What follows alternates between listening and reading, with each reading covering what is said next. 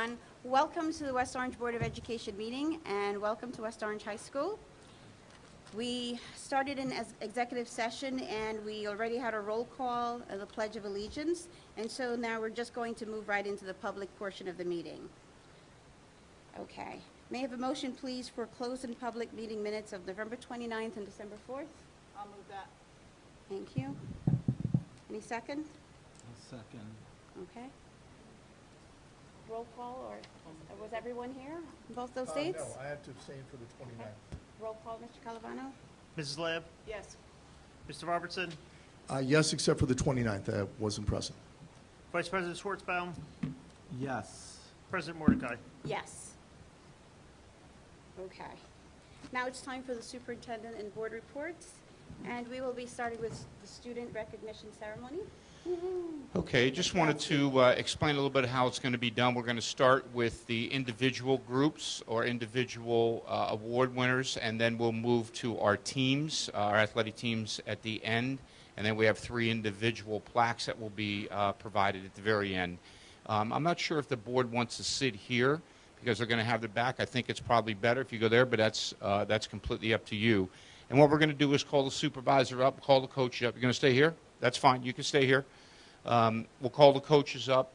They will provide an overview of what the recognition is, and then Ms. Mordecai, as the president, you can come out, and along with the individuals, we'll get some pictures, and we'll move through this process.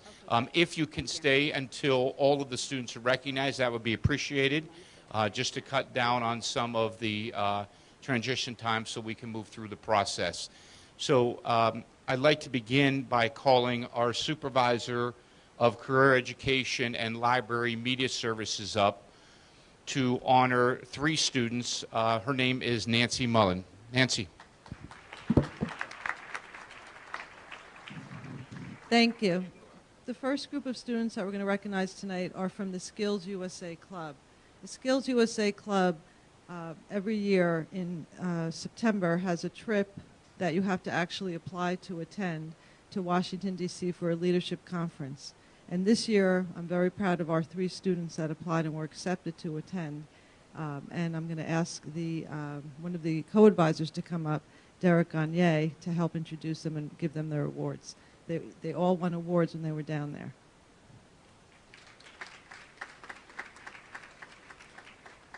The award they won was for Statesman. And the 3 of them won that, so we'll be recognizing them tonight. Viraj Patel.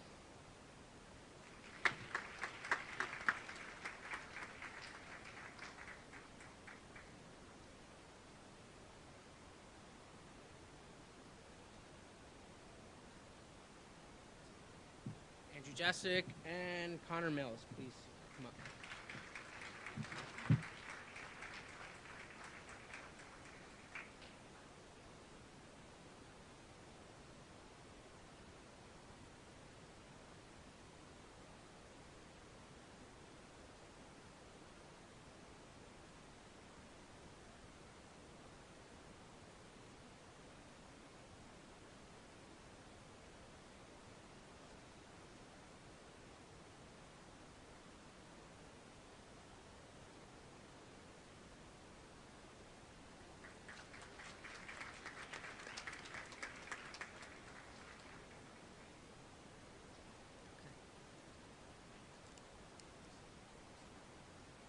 The next club that we're going to recognize is the FCCLA Club, which stands for Family, Community, and Career Leaders of America.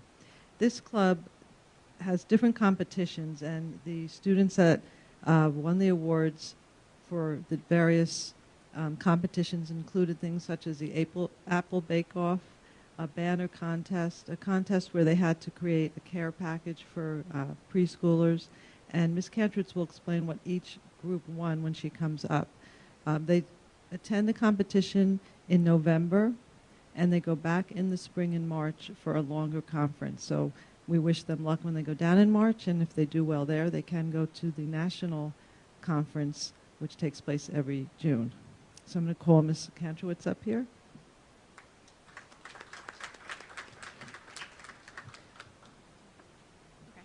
We have our president, Anu Adigbate, She competed in Apple Bake Off.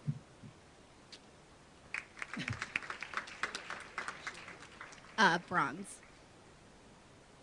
We have Olivia Williams, who competed in Recycle Project and won a silver.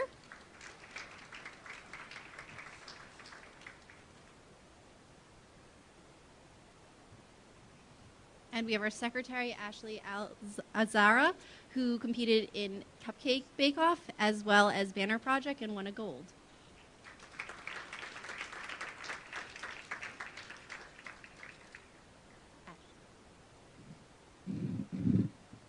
There it is.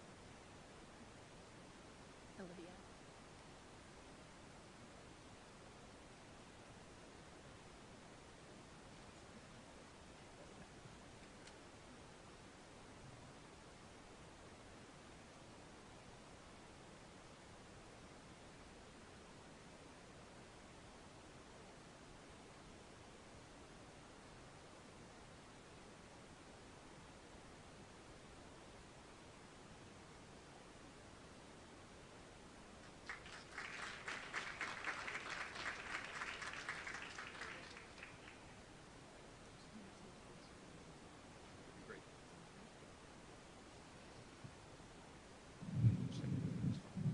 Is Dr. Polera here? Ms. Polera, not yet? Okay. We're going to move on to the Community Service Staff Awards. We're going to begin with a teacher at Liberty Middle School. Is Mr. Klemp here? Mr. Klemp, come on up, please.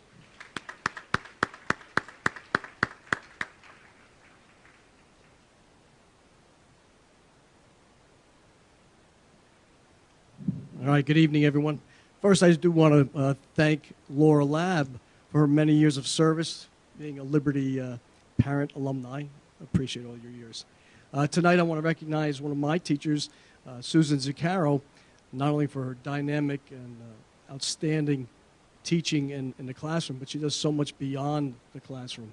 She's been a finalist for the Princeton Teachers Award last year, and they visited our school.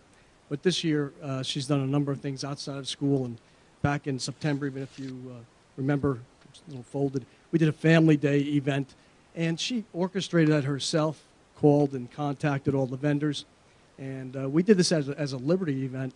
It then expanded to the district-wide. So beyond that, she's always an advocate for our students and our school, and I'm proud to have her on my staff.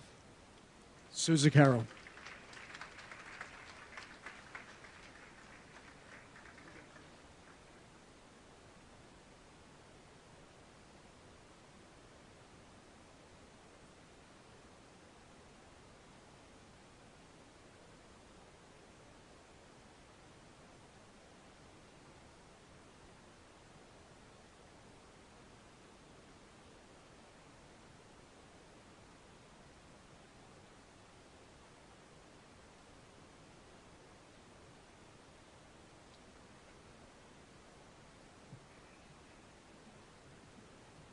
Our next two recipients are Kevin Alvine and Josh Krautz. If you can just stay there for 1 minute, gentlemen. They have worked very hard across the district to improve our nutrition program and our wellness program, not only in the lunchroom but in the classroom as far as physical education. And every year we have been working towards a grant called Fill Up 60 grant, and it is something that has increased for the past 3 years. And so it's one of these pieces that both of them really care very much about this, and it wasn't happening until they both got together and decided that this is something that we can combine the nutrition and the wellness. So please join me in welcoming and thanking Kevin Alvine and Josh Krause.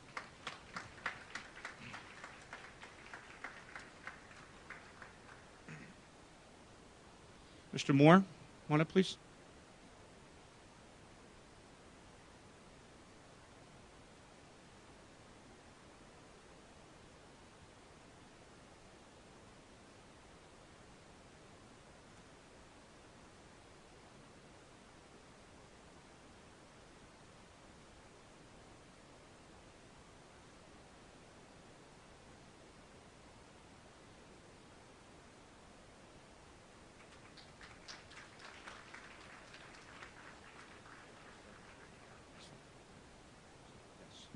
So one of the things that's really unique about what Kevin and Josh have done is they were able to take students of ours, high school, middle school, and elementary students, to some of the practice facilities, Giants, Jets, etc., and go to a game. And for many of the students who went, it's the first time, and maybe the last time, hopefully not, but maybe it is. It's really the efforts of Kevin and Josh every year to make something like that happen. So it's not just about the grant. It's not just about the wellness and nutrition. It's also about exposing the students to something that's very unique. So, gentlemen, thank you again for that. Thank you.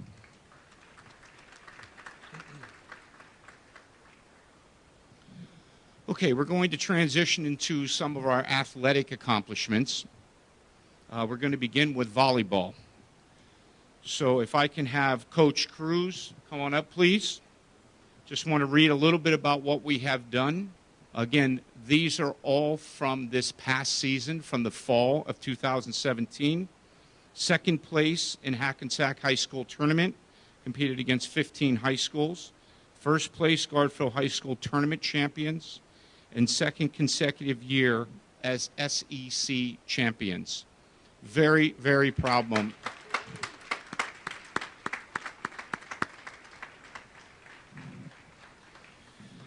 So what will happen is Coach Cruz is going to introduce her assistant coaches and then each of the student athletes, and we're going to come over to this table where Mr. Bly, Mr. Moore, and Miss Mordecai are, so we can provide you with the plaque for the phenomenal year you had. Congratulations. Coach. Good evening. Sorry. First, I would like to thank the entire West Orange community for the support. I would like to thank West Orange Board of Ed and also Mr. Moore, Mr. Bly, and Mr. Rutsky. Thank you for the guidance and support. Obviously, our accomplishments would have never been accomplished and achieved if it wasn't for such great support, and the community as well. I would also like to thank my amazing staff, Coach Canis Montague Williams and Coach Megan Colabella. Great support, great supporting staff. They're the good cops. So they help out. So obviously, without all of our without them, our achievements obviously would have not been achieved as well. I would now like to start calling up our wonderful student athletes. So first, we will start with Kana Artus. Some of them not have it here. Okay, so I'm going to Jasmine Chavez. Rachel Uzumo. Cassidy Farrell. Kendall Hodges. Kaya Jones. Madison Mitchell. Ogechi Nwobu. Aaliyah Perkins. Sanaya Richardson. And Hannah Winter. Did I forget any?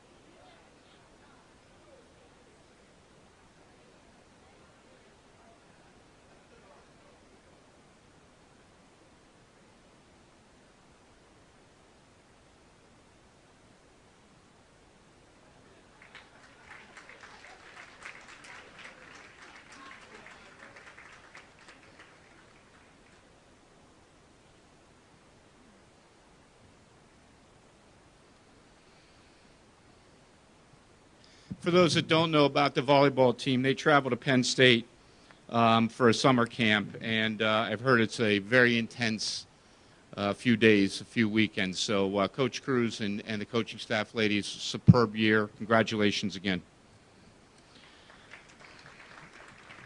Moving on to our cheerleaders. SEC Liberty Division champs, third year in a row. Universal Cheerleading Association regional champions in both routine and game day divisions, third year in a row. Qualifying for the Universal Cheerleaders Association Nationals in Orlando, Florida. Congratulations, ladies.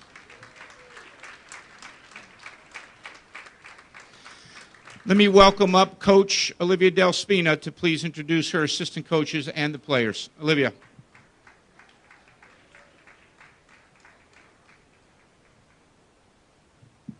Good evening. Thank you, everyone, so much for your support. First and foremost, I want to call out my assistant coaches, so Coach Taylor and Coach Bree, because without them, this wouldn't be possible. And ladies, when I call your name, come up to receive your plaque. So Naisha Woolridge, Casey Elefani, Daniela Wallers, Rachel Scott, Madigan Coleman, Zaria Young, Erica Odamine, Star Lawson, Olivia Miller, Linnea Nichols, Sarah Gold, Maya Sellers, Veronica Cardona, Grace Loma, Madison Lopez, Neftali Celestin, Onita Aduko, Cassandra Castillo, Erin Vermeil, and Viviana Cardona. Nice job, ladies.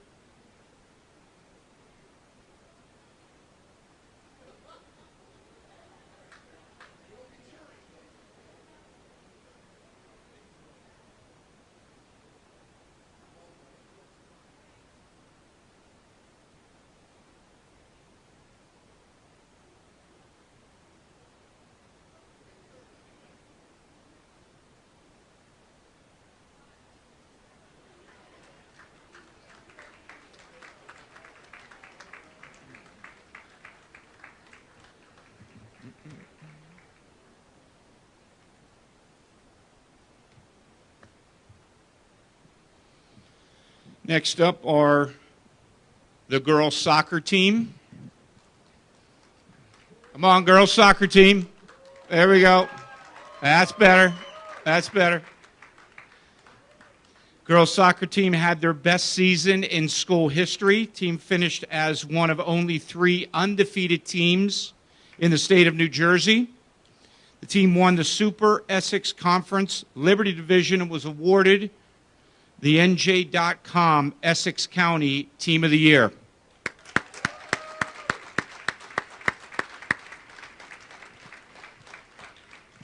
Girls were also ranked in the state for the first time in school history. Congratulations, ladies. The team was ranked as high as 12 and finished the year as 18th in the state. Well done. Very well done. It is my honor to introduce one of the main reasons that this team has turned around so well so quickly. Coach DeVore, come on up, please.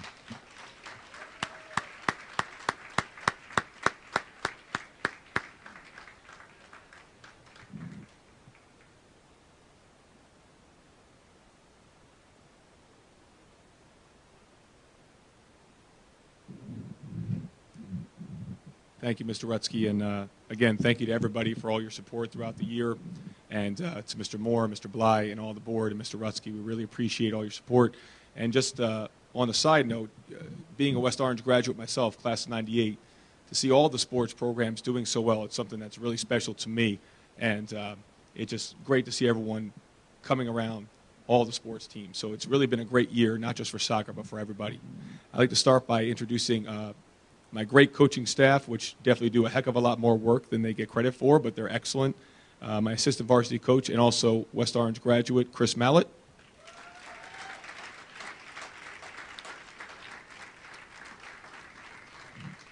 And our JV coach, Sebastian DePino.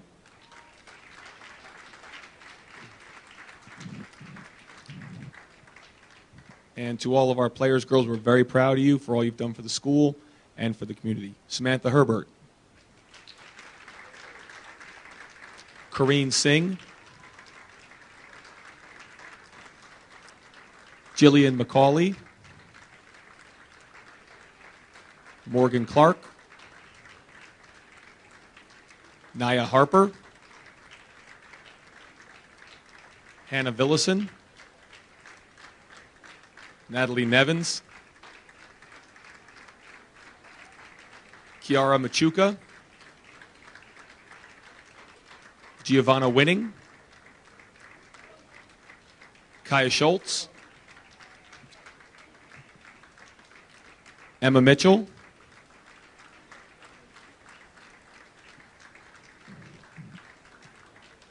And I also have to give credit to one very special, our very famous ball girl, Lauren Villison. Come on up, Lauren. You deserve it too. You're for every game for us. Thank you, honey.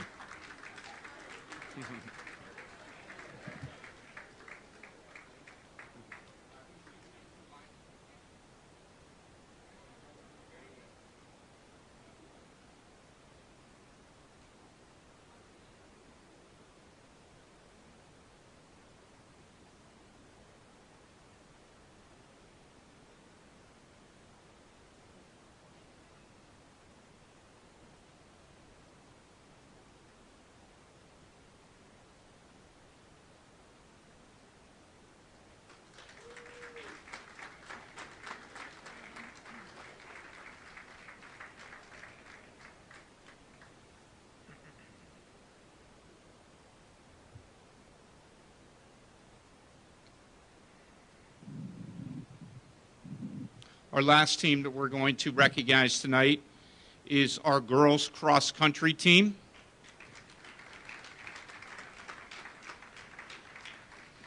SEC American Division dual meet champions, SEC American Division champions, second place Essex County Championship, and a very special award that goes along with the cross country is our coach, Felicia Blake. Coach Blake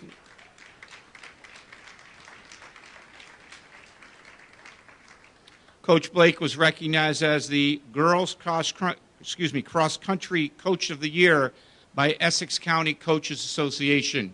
Congratulations, Coach.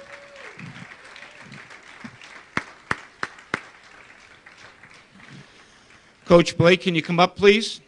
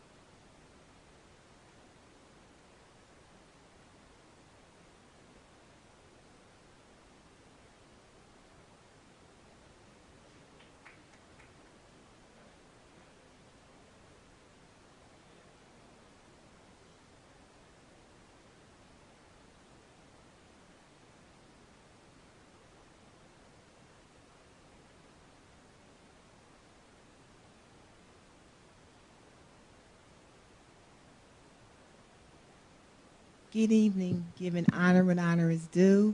Thank you for the board. Thank you for Mr. Bly, Mr. Rusky, Principal Moore, all family. Thank you for your continuing support and commending all the other coaches for the season, for the fall, for having great seasons. I would like to first introduce my amazing assistant coach, one of the most knowledgeable coaches in the state, Paul Chedwigan.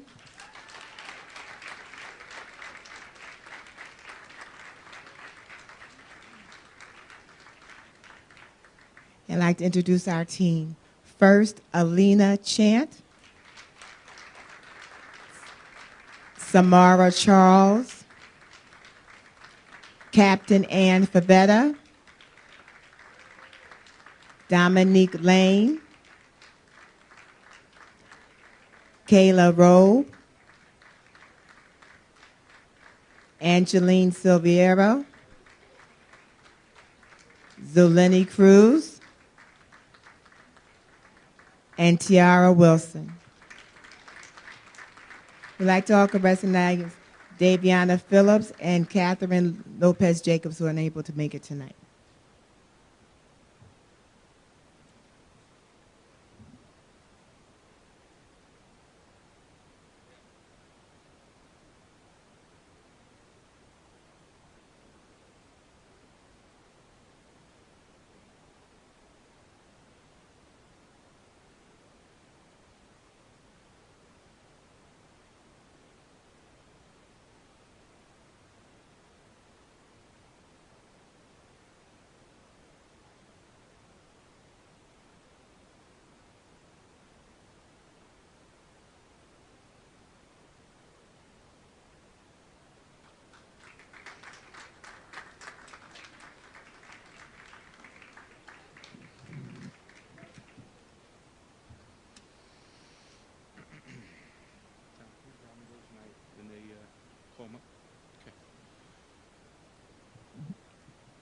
Mr. Bly, you want to come over and grab these plaques? Where'd Mr. Moore get to? Come on, Mr. Moore. We're not done yet.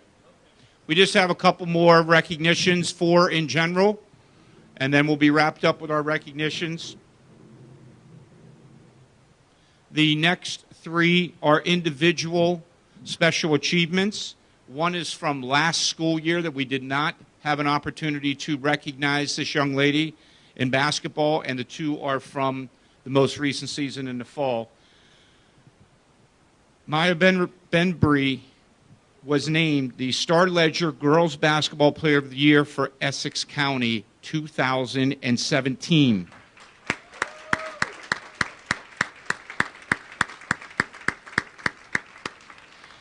She was also recognized for First Team All-League, First Team All-County, and First Team All-State Group 4. Amazing accomplishments. Maya, is Maya here? Not able to attend. All right. What an amazing accomplishment. Congratulations to her, coaching staff, her players, and her family. Well done. Next. Natalie Nevins.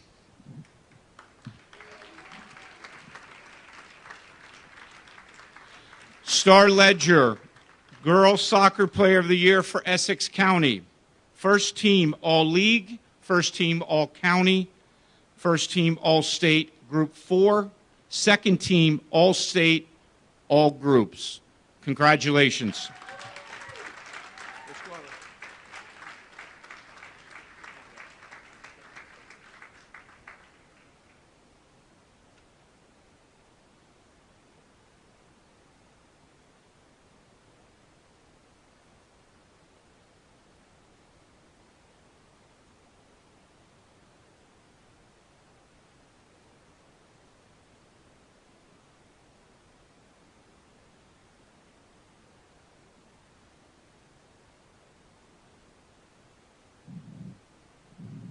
Congratulations, Natalie.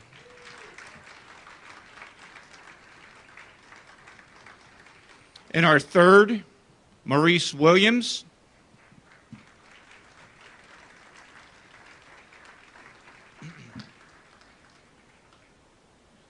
Star Ledger Boys Soccer Player of the Year for Essex County. First Team All-League, First Team All-County, First Team All-State Group 4, Second Team All-State, All Groups. Maurice Williams.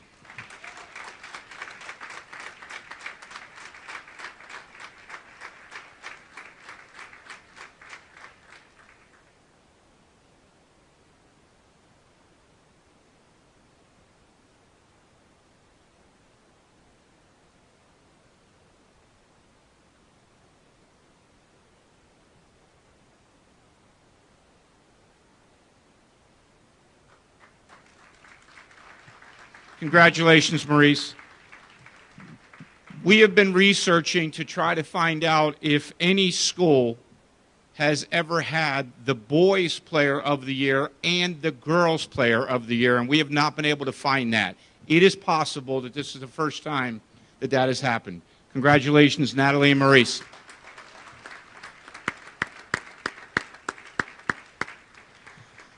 I was just informed today about something that is just a real accomplishment for the entire district, and I want Coach Bly, Mr. Bly, to go ahead and explain what it is as far as how we are progressing with our athletics. Mr. Bly. It's called the Olympic Cup, and it's given to every school participates in all the sports in Essex County, and they assign a certain number value on where your teams place. Right now, currently, our girls are substantially in the lead in the Olympic Cup in Essex County, and our boys, that's the first time ever for us, and our boys are in the top 10. So we're off to a very, very good start, and we're looking forward to keep this going. Great job, girls and boys. I just want to take 1 second. Since I've been here, Laura has been on the school board, and she's a board member that's at a lot of different activities, a lot of extracurricular activity, a lot of athletics. And Laura, I just want to thank you for all the service to the community. You will certainly be missed. Thank you.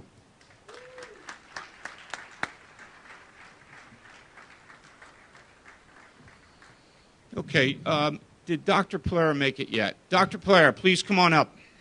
We have 2 recognitions for students at Kelly Elementary School, both very special in their own way, and we would like Dr. Polera just to explain both of them.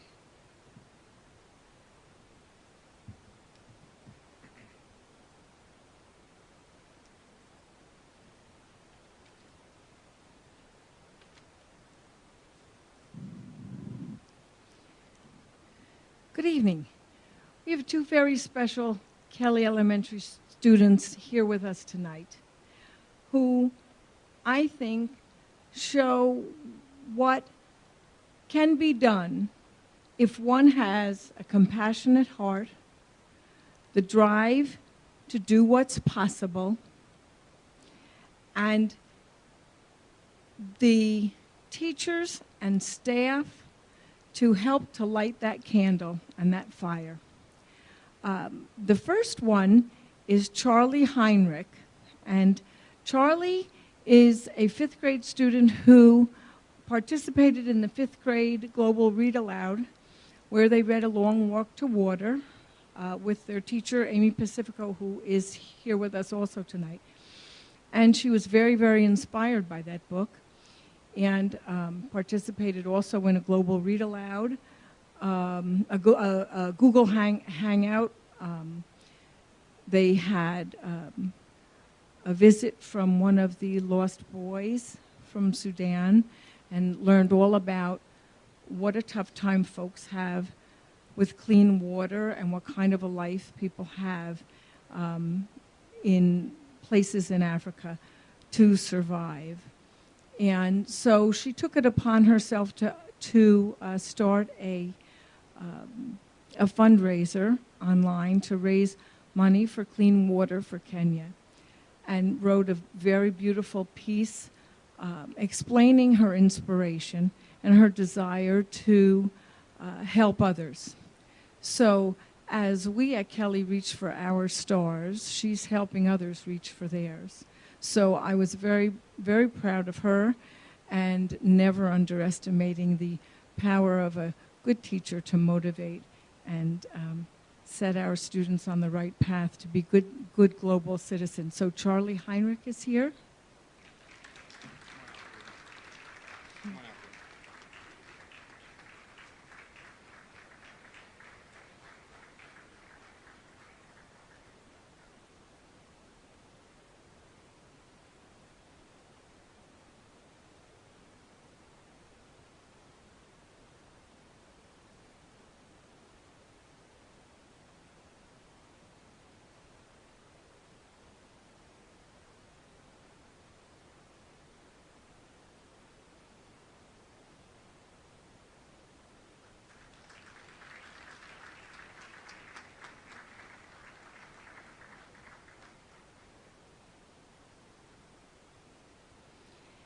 our second student is Sanaya Williams.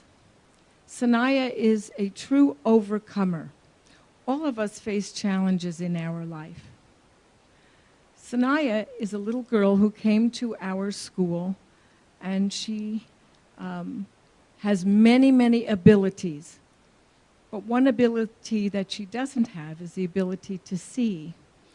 So she's been working with the Commission for the Blind and learning how to read Braille and doing a wonderful job making friends and being a wonderful citizen.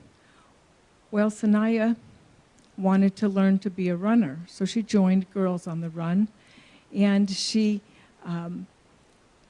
completed 2, actually, 5K runs, one with a kindergarten teacher who learned how to be a guide for a blind runner, and one with another guide this year.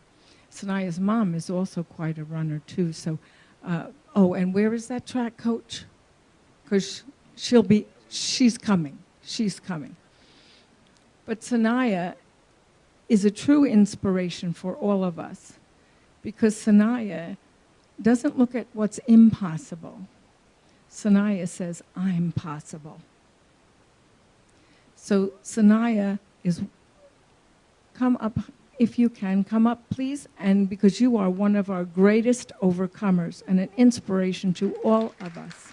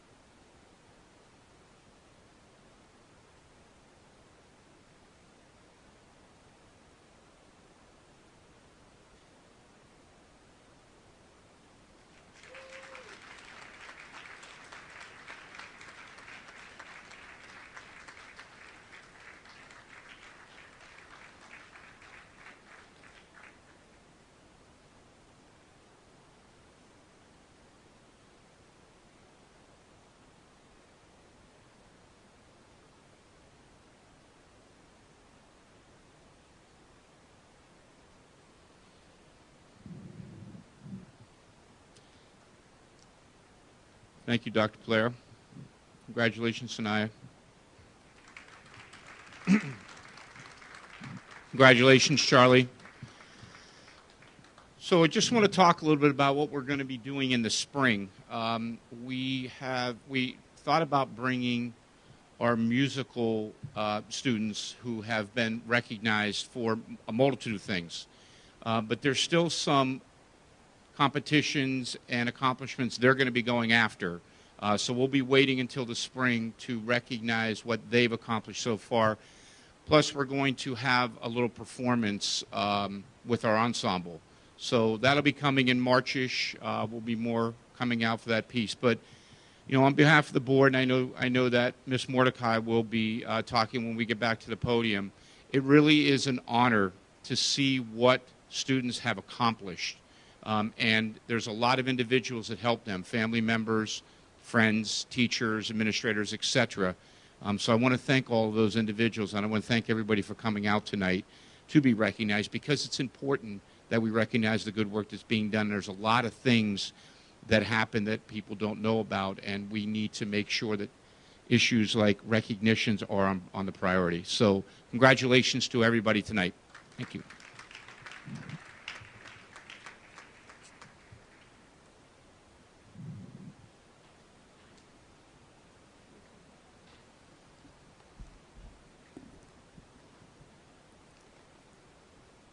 Thank you, everyone, for coming out tonight to support our students. Congratulations to all of our student athletes and all of our students for all of their accomplishments. It was wonderful to see you all. Also, congratulations to our faculty, our staff, and our coaches. Thank you. Okay.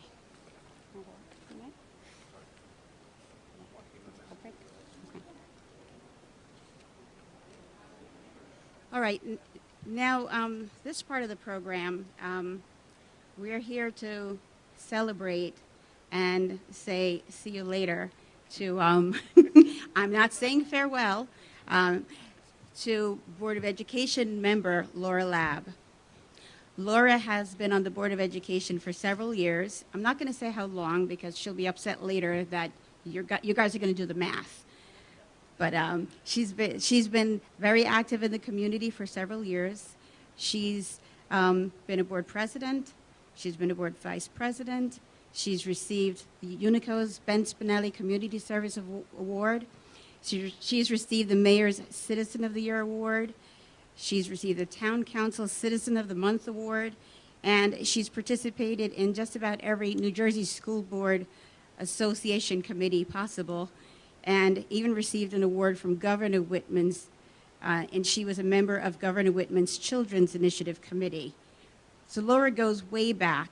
Laura also is one of the co-founders of PASS, which is the special ed PTA, basically, which is where I first met Laura, because I was one of the founding members. Laura, I just want to say on behalf of the board, on behalf of my colleagues, the school district, the community, most importantly, on behalf of all of our students, thank you for your dedication and your service, and we hope to see you around the neighborhood. I'm sure you will be attending a couple board meetings here and there, but of course, first, take a well-needed rest, and there are former board members in the audience who are chuckling. Yes, I heard you, Mr. Pettigrew.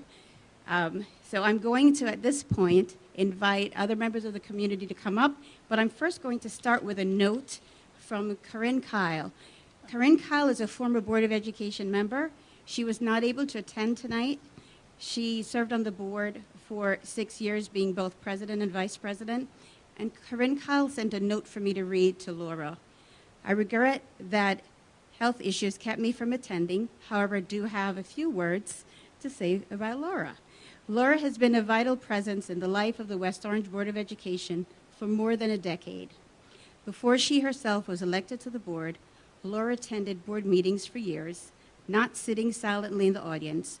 Laura is not known for sitting quietly, but as a community member who is deeply involved in initiating and supporting practices that improved our quality of education, practices in the classroom, in the administration, and in providing avenues for public participation. Her years on the Board of Education continued and expanded on this contribution. Thank you, Laura, and enjoy these few moments of quiet before you take on your next challenge. Corinne Kyle. Thank you. You're welcome. Thank you. Okay. Laura, I would like to present you with this plaque on behalf of the Board of Education and the school district. Yes, please. Okay.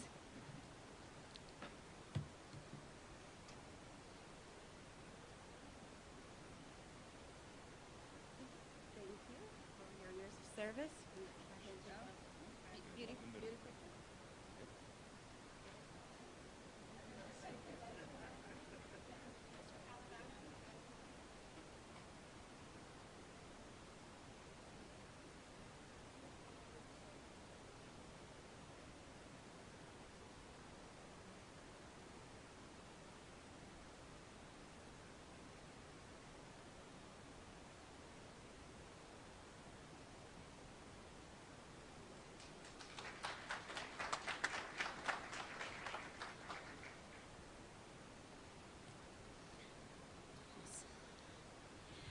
So I invited a few friends to come and wish Laura well, and one of the first people to respond is Dr. Larry Feinsod, the Executive Director of the New Jersey School Boards Association, and if you wouldn't mind coming up and saying a few words, and then I'll open it up to anyone else who would like to attend.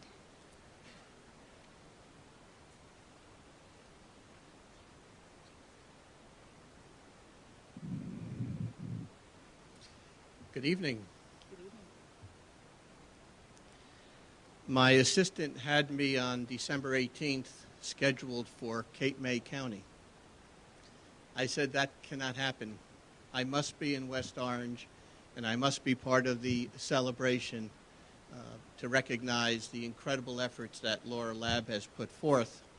And as a West Orange resident, I am proud to say that you, Laura, have made a significant impact on the lives of our children here in West Orange. You truly have. You and your Board of Education, your superintendent, teachers, and support staff have made me proud as I go around the state and talk about this great school system, this hometown of mine now. So very, very pleased and happy about that. But Laura, right now this moment is about you. And I can say honestly, representing the thousands and thousands of board members in New Jersey, that you are definitely in the top 1%.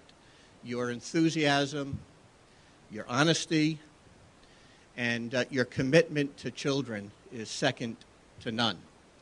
I also would like to add the fact that Laura has been active on a statewide level. She has been on our state special ed committees, and she has also participated on the LEG committee, the legislative committee. 2 weeks ago, we had a meeting in Trenton on a Saturday morning at 9 o'clock. We had 50 or 60 board members from around the state of New Jersey representing various legislative districts. Well, someone from District 27 was there, and guess who that was? That was Laura, 9 o'clock in the morning, 2 weeks ago on a Saturday. I think that's reflective of the incredible commitment that she has. And I guess my final reflection would be about Laura and her way that she just lights up when she talks about the kids from West Orange. It's all about children with this person, and she just amazes me how much that devotion and commitment is so real and so genuine. So a real tip of the hat to you. You represent all of New Jersey school board members in such an honorable manner. May God bless you and your family, and much health and happiness in the years ahead. Thank you very much, Larry.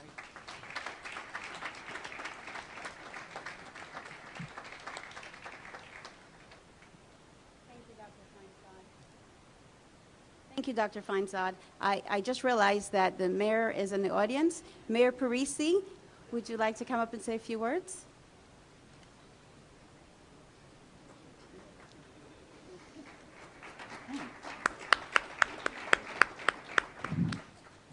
Must be a special night, Laura. I don't come to these very often. You don't come here at all, Rob.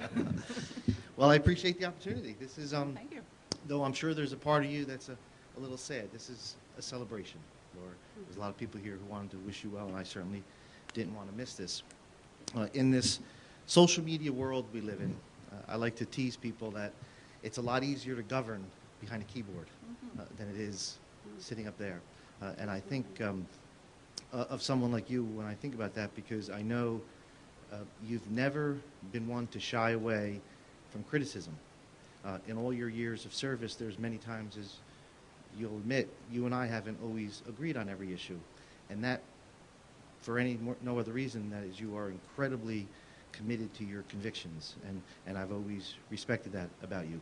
As we sit here tonight and celebrate your service, we can think, almost approaching 10 years, kids in our high school started school when your service started.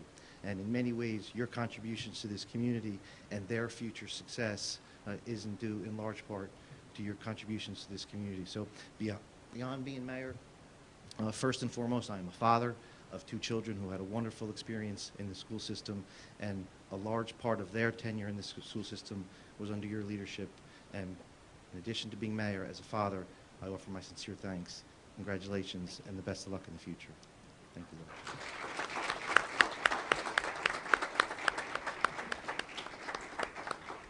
Thank you, Mr. Mayor. I believe I saw the Deputy Mayor. Deputy Mayor Rodolfo Rodriguez, would you please?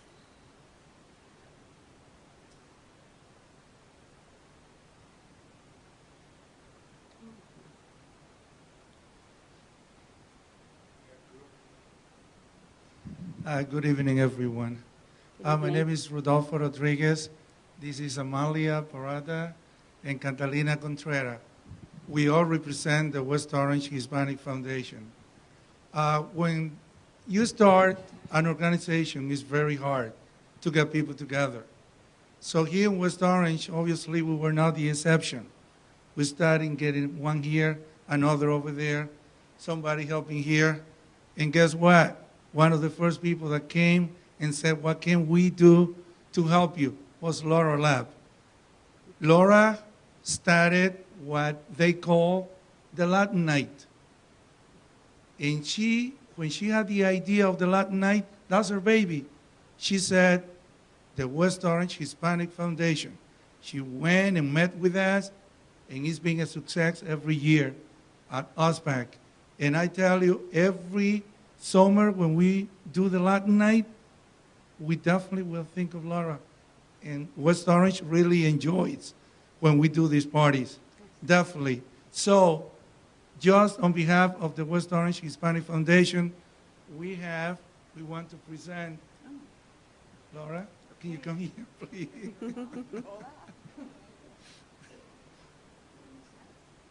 Yes. We have a plaque for Laura on behalf of the community, the Spanish community, and we also have some flowers for her. Thank you for the help.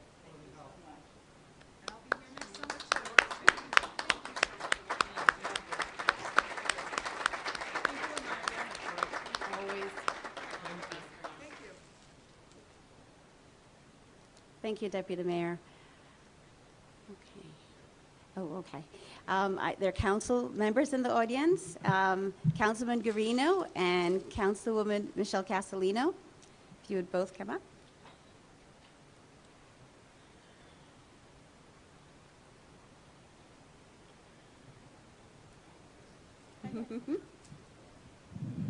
Good evening, Board President, members of the West Orange Board of Education. First of all, I'd like to say that I'm here to not say goodbye, but to say, my friend, we're always here for you, and I hope you'll always be my friend, and you always have from day one. And like the mayor said, we always didn't agree on things, but you always helped me focus on things that were important and what was important to the students and the children of West Orange. The children and students of West Orange could ask for no better advocate than Laura Lab. And my children benefited from their time here in the school system. And Laura, a lot of the things that you implemented, a lot of the things that you brought about will be here forever. And I always want to thank you for the help that you gave us on the West Orange Pedestrian Safety Advisory Board, particularly with the installation soon of the traffic light at Alyssa Drive. But you've always been there, Laura, and I'm always your friend, and I'll always be there for you. As you know, you'll be there for me. So with your permission, I'd just like to read a proclamation that we had from the Township Council, just highlighting a few of the things, not everything, because we'd be here for another day. The West Orange Township Council Certificate of Meritorious Service presented to Laura Lab on the occasion of retirement from the West Orange Board of Education. Laura Lab earned a Bachelor of Science degree in Criminal Justice Administration and Planning and a Master's of Arts in Criminal Justice at John Jay College. A resident of West Orange since 1991, she and her husband Mark have 2 children, both West Orange High School graduates. Laura has proudly served on the Board of Education since April 2008. She has held the office of past president from January 2016 to December 2017 and April 2011 to December 2012. She is a strong advocate for special education and was a co-founder of Parents Advocating Special Services in Education, PASS, serving as co-president from 1997 to 2008. She was previously a member of the Mayor's Program for Individuals with Disabilities, the Special Education Leadership Council of New Jersey, the statewide Parents Advocacy Network SPAN, the West Orange Board of Education Appointed Surrogate Parent, and Governor Whitman's Children's Initiative Committee. She has received several commendations and awards over the years, including Unico's Ben L. Spinelli Community Service Award in 2007, Parents Anonymous of New Jersey, Parent Leader Award 2007, Statewide Parent Advocacy Network SPAN, Parent Educator Collaboration Award 2003, the Mayor's Citizen of the Year Award in 2001, and the West Orange Township Council Citizen of the Month, November 1999. Laura has also been involved in many community-wide and educator-related activities. Currently, she serves as a board member on the New Jersey Arts Incubator, 2009 to present, In 2004, she coordinated a town-wide collection of holiday packages for the troops in Iraq, and in 2005, she coordinated a district station at South Mountain Cody Arena, as well as reduced commuter parking fees at the South Mountain Cody Arena parking garage. These were just a few of the many accomplishments. She has done so much more. The Township Council, colleagues, and friends have come together today to commemorate Laura's retirement and to express our sincere and profound appreciation for her years of faithful, dedicated service to our community. We want to further extend our heartfelt wishes for good health, success, and much happiness in the years to come. Respectfully submitted, the West Orange Township Council. Thank you so much, Laura. Thank you.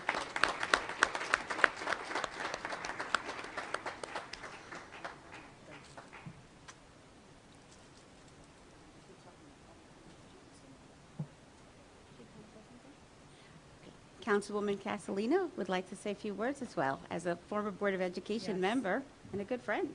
I have to put my former board member hat on. First, I want to congratulate the board, Mr. Rutsky, and Principal Moore and Mr. Bly on a great evening with the athletic department. Our student athletes, so proud. They keep performing. The accolades are coming in. And kudos to you. All the hard work that's being done here definitely has paid off. And last month at the last council meeting, we had some younger athletes that we were at the recreation level. So I'm excited to tell you there's some more coming your way. So, and I know you'll do a great job with them. My friends, what are you going to do with yourself now? I'll figure something out. Having the pleasure to work with you for all those many years. First, I want to start off by thanking your husband and your children for giving you to the district. Mayor touched base about social media and all that goes on there. And unless you sit where a lot of us sit, have the unique opportunity, and we're grateful for that, you don't realize some of the, how hard it is on our families and the time away from our families. And, they're on social media too. And so I just want to thank them. I know we do for them, not only the students in the district, but also for our own children. I know you started off as an advocate many years ago for your son David, and all you've done with PASS, and just your tremendous commitment to our special needs students has really, I learned a lot from you through the years. Jesse was a drama major, interested in theater arts program.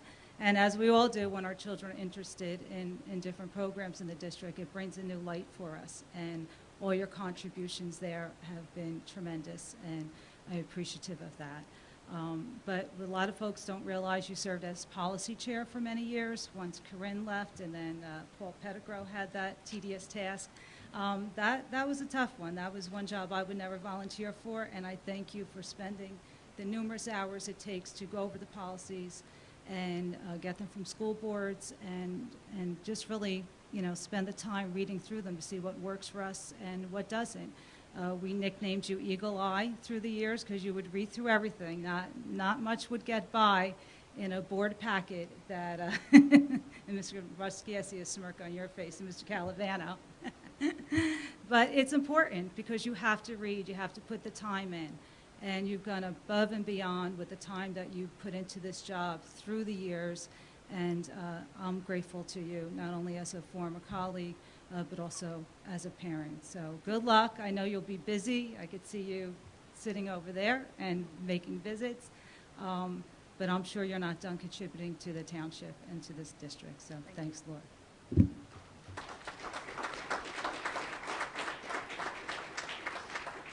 Thank you, Councilwoman Castellino. I believe I see Sherry Tarnoff, Superintendent Tarnoff in the audience.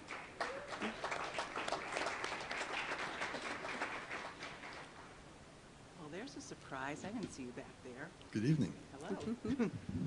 I'm not going to repeat all the things that people have already said about her resume coming to the Board of Education, but I do want to say something from a superintendent perspective. I know Mr. Rutsky will agree, and I'm sure that Larry Feinsod, who spoke earlier, will also agree, because he was a long-time superintendent himself. When you're a superintendent, probably one of the most important things you can ask for in any board member is somebody who not only cares about the community and cares about the kids, but somebody who truly knows that they have to do the hard work of doing their homework to get prepared for each and every board meeting. And of course, people just have no idea how much homework is involved. And that's okay, because that's natural when you're not in those kinds of positions. But as a superintendent, you don't want to go into a meeting in which the board members haven't done their homework. Because what happens is that the board members for the first time might be asking questions that they could have asked before the meeting took place in order to prepare themselves for the public meeting. One thing about Laura Lab you never had to worry about. She dotted the I's, she crossed the T's. She'd make all sorts of telephone calls to me, and I'm sure she does to Mr. Rutsky as well, asking the hard questions, giving us a heads up as to what we needed to do to be prepared for our meetings. And most importantly, she just cared in the end to make it right. And as a superintendent, that's all you can ask for. As people have said earlier, it doesn't mean that they have to agree with you in everything you do, but you want somebody who does the homework, because in the end, I've always believed that if everybody does their homework, more often than not, probably 90% of the time, you're going to agree, because you're going to see the same facts, you're going to discuss the pros and cons, and you're going to come to a consensus on the direction in which you should move. But when somebody doesn't do the homework, more often than not, you're going to have tremendous arguments, because it's like the blind leading the blind. And with Laura Lab, I never had to worry about that. And I just wanted to tell you, Laura, how much I appreciated on a personal level, as well as a professional level, as superintendent of schools, to have you as one of my board members. Congratulations and good luck.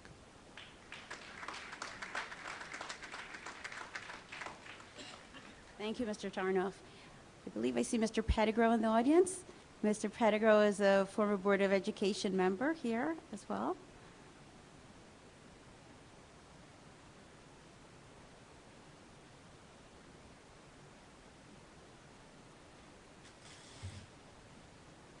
Well, Laura, I've known Laura for a very long time. I remember meeting her initially at a PASS meeting. I believe it was a PASS meeting, and then joining that organization, and then becoming more active in going to school board meetings and working with Laura. And she supported me when I ran for the Board of Education. And she was a strong advocate for our children as a parent. Sometimes she was, quite frankly, a pain in the neck, but she was always a strong advocate. And we disagreed on some things, but I always respected her. And then when she decided to run for the board, when Mark said it was okay for her to run for the board, I remember her telling me that, and I thought that was terrific. And by the way, in the meantime, she had become my neighbor. So she was up the block from me. And we worked together for 4 years on the school board. And they were 4, I think, very fruitful years, very successful years for this Board of Education. So, Laura, this is a much-deserved rest you're coming into. I hope you're going to take the opportunity to have a rest, you know. And I want to congratulate you on your retirement. And I'm sure, though, you'll be coming back, but hopefully not too many board meetings. I don't see too many alumni come back to board meetings on a regular basis. Once you've been up there and once you've sat through closed sessions, you know, just coming back to the meetings, that's something important that's coming up, like tonight. I'm here tonight to honor Laura, and again, congratulations on your retirement.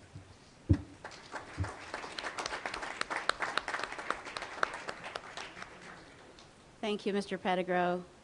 I see Mrs. DeMayo in the audience. Mrs. DeMayo? Okay.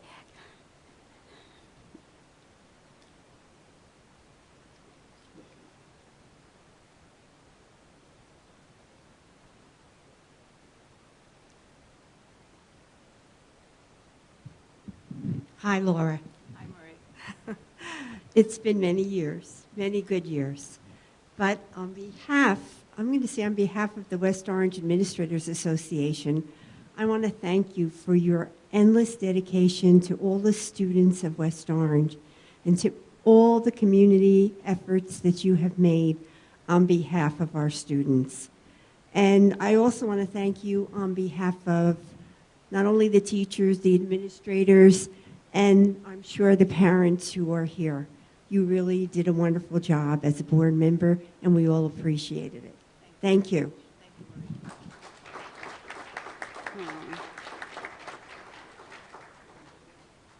Thank you, Principal DeMayo. And I'd just like to open it up. If anyone else would like to come up and say a few words, please feel free to come to the microphone. Mrs. Pennell?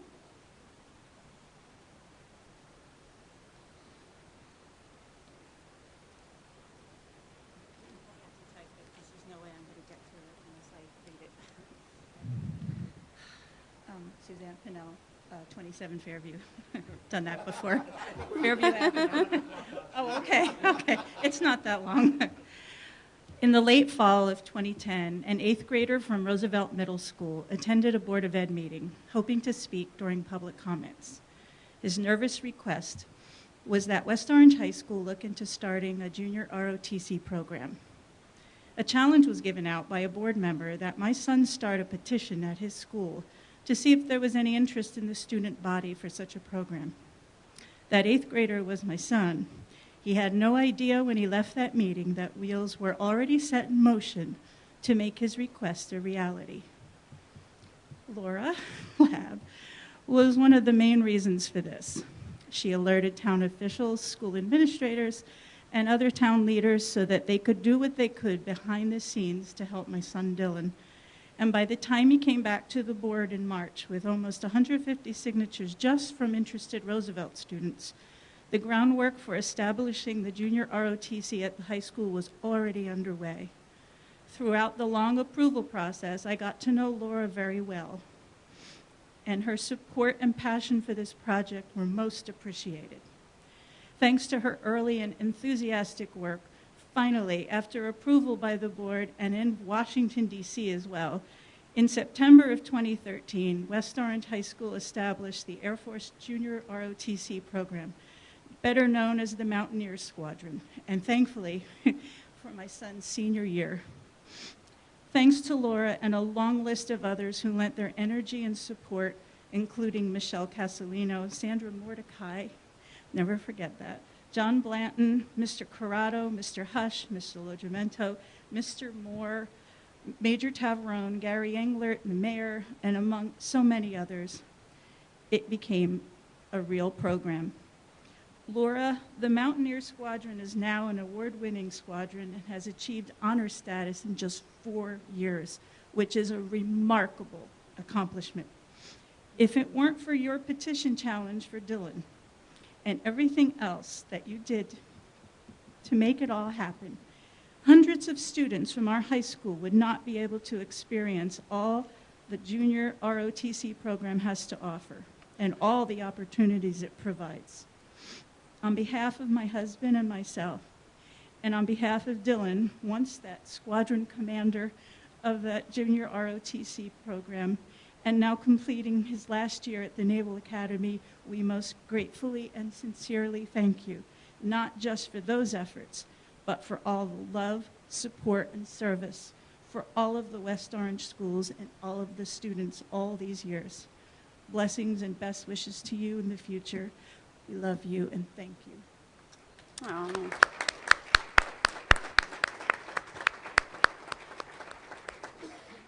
Thank you, Mrs. Pennell.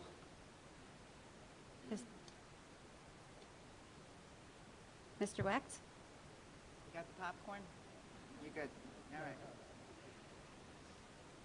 Do you have the doers? You know that's in the Do it car. later.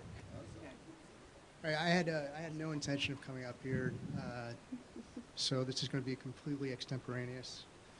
I brought the popcorn, as I have done over the years, because we all recognize what a show this can be sometimes.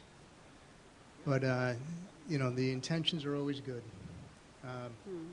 I've known Laura for about 15, 20 years.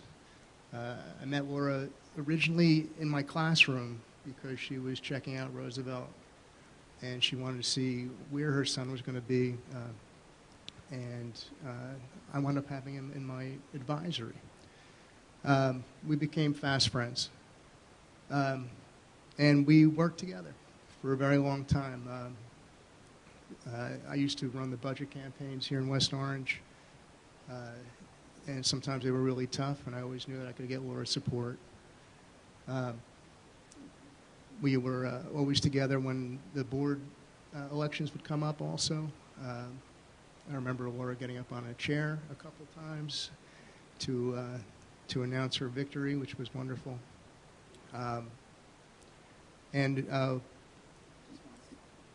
Was it just once? More than one victory, though. There was one year where no one would even run against you, if I remember correctly. We just had negotiations recently, and they went on for quite a while. Sometimes I'd get together with Laura, and we would completely take off our West Orange hats and, just have a good time, be friends. Laura is strong, and she holds her convictions unwaveringly. And sometimes you need somebody there who's going to make the hard decisions. And that's Laura. When those negotiations finally ended, nobody got everything they wanted, but I think everybody walked away happy and pleased. And the best part about it, of course, is that it's over. I want to wish you the best. I know you're not really going anywhere, but I can't imagine this town without Laura Lab. Really, there are a few people who define West Orange, and she's most definitely one of them. So thank you, Laura, and congratulations.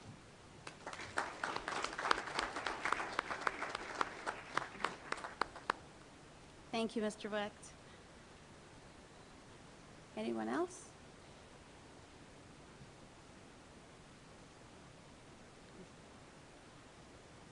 Behave. Hello, Mrs. Ahmed. Of course. Ann Ali Ahmed, 63 Woodland Avenue. Gonna try not to cry. 19 years. It all started with a phone call. Would you like to be class mom? When Hussein was moved over to St. Cloud. It was the best phone call. You opened doors for me, Laura. You introduced me to people. You blessed the children in this town that in special education. My 6 all had IEPs. You were there for me. My oldest is a doctor now. My girls are doing great. My Husseinis at Paris Island. My Dowie is phenomenal. And my Mustafa's at NYU. And Laura, it has a lot to do with what you established for our district with special education. If you didn't do that advocacy for us, for people like me, that didn't have a voice, didn't know about anything, you helped open the world, not only for me, but my children. And I thank you. I thank you. And just 2 simple words. But 19 years, thank you for coming into my life and the lives of my children. Okay.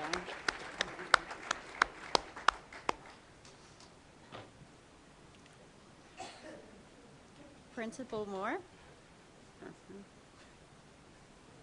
Laura, I don't think I can follow that. Man, this was like winning a Golden Globe. You were terrific. Laura, I just wanted to say thank you for your service and dedication. I came from a special ed background originally, so I've gotten to work with you from that end, and I appreciate that. But I think that for me, I want to thank you for your two boys and allowing them to be under my tutelage. David and Jesse, and you know that Jesse was my announcer, so we spent the whole year together saying good morning to everyone, and it's a beautiful moment. But you know, I thank you for that because both your boys reflected such respect and so nice and so dedicated and so committed, and also treated me as if I could do no wrong. So I really appreciate that from you, and I thank you for those two boys and giving us a chance to work with them. So thank you on that behalf. And you know, obviously for the last 20 years, you are a strong advocate. And I know that this is not an easy job for anyone up here.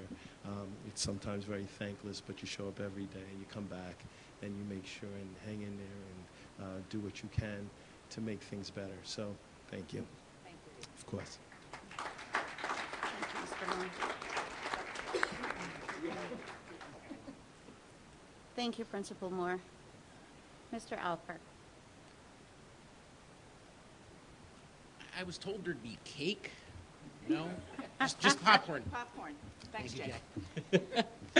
It had to be 2 or 3 years ago. We were working on trying to get the Gregory School improvements done, and you know, Laura, who I didn't really know from anything, I think at that point, shows up at the Gregory School car wash one day and says, "You ever think about running for Board of Ed?"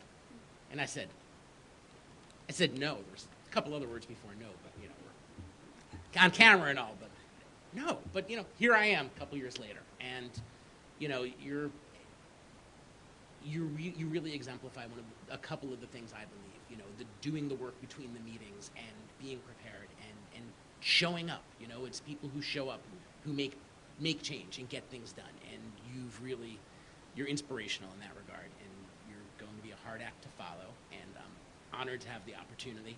And you know, I'm sure we'll see you, and that you know, we'll go out for some drinks, and you'll tell me what I do wrong, and I'll tell you that I'm right, and that's okay. I look forward to it, and you know, I thank you, and I thank you for seeing me early on and saying, "Hey, here's a guy who shows up," and you know, I'm honored to have the opportunity. Thanks. Thank you.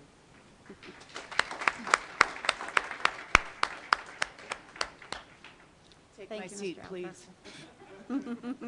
He is. Mr. Blanton. Laura. Got it, boy. Yeah, I was looking around this evening, and there was a time that I came to all the board meetings, and it was a rarity when I didn't take the mic. I haven't been around in a while, so this feels strange, and as I look out, I see some familiar faces, but many, I don't know. It was a time that I would know everybody's face in the crowd almost, and I wasn't going to come up, but I heard Dylan's mom speak, and that's the Laura Lab I remember. I remember when Dylan came up and made his presentation, and you were one of the newer board members, and you stood up and advocated for that young man that night after all of us spoke, and that's the Laura I remember. I want to tell you, thank you for what you've done for our special needs children. I look at my pastor's son, Caleb, and when I came to our church at Bethany, Caleb was a baby, and I have looked at him and what we have done with him in our district because of people like you. It's amazing. I was in the post office the other day, and Caleb happened to come into the post office. They were doing an exercise, and I spoke to him, and he recognized me, and it blew my mind. And the teachers that were with him said, "You know Caleb?" And I said, "That's my pastor's son." That's what I remember about you advocating for students, not only special needs students, even my own sons. I can remember when Jerry was the superintendent, we had a very, very tough budget year. One of those years, I don't remember the year, but we were talking about cutting athletics, and the music department was one of the things we were talking about, cutting the arts and music. And I remember Jerry was an advocate for the arts. And I can remember you advocating for the students, advocating behind the scenes for our students, and we managed to work that budget out that year. And my two children, on behalf of the Blanton family, my two children benefited enormously from the music department, the arts department. Jossie went to school on a scholarship for music. He now teaches music. Jair benefited enormously in our athletic department. He went to school on an athletic scholarship. Jair's finished school actually a year earlier. He did an extra year. He's going to graduate this coming spring, God's will. So my wife and I get our life back. But tonight is your night. And I just want to say to you, I'm just so proud of you. I never had to question, Laura, where you were coming from. When I called you, I mean, we've disagreed venomously at times. But I always knew where you were coming from. And that's one of the things that I appreciated about you, that I could call you. If I didn't get you, you called back. And we talked. And sometimes we talked and talked. Sometimes outside until midnight, if you can remember, trying to get our points across. And that's the Laura Lab that I really appreciated. I don't think anyone in this room could ever question where you were coming from. And sometimes you were brutally honest where you were coming from as well. So I want to say to you in closing, there's a song we sing in church, and it's called Sit Down Servant and Rest a While. Lord, you deserve to sit down and rest a while. Thank you so much for serving and serving and serving some more.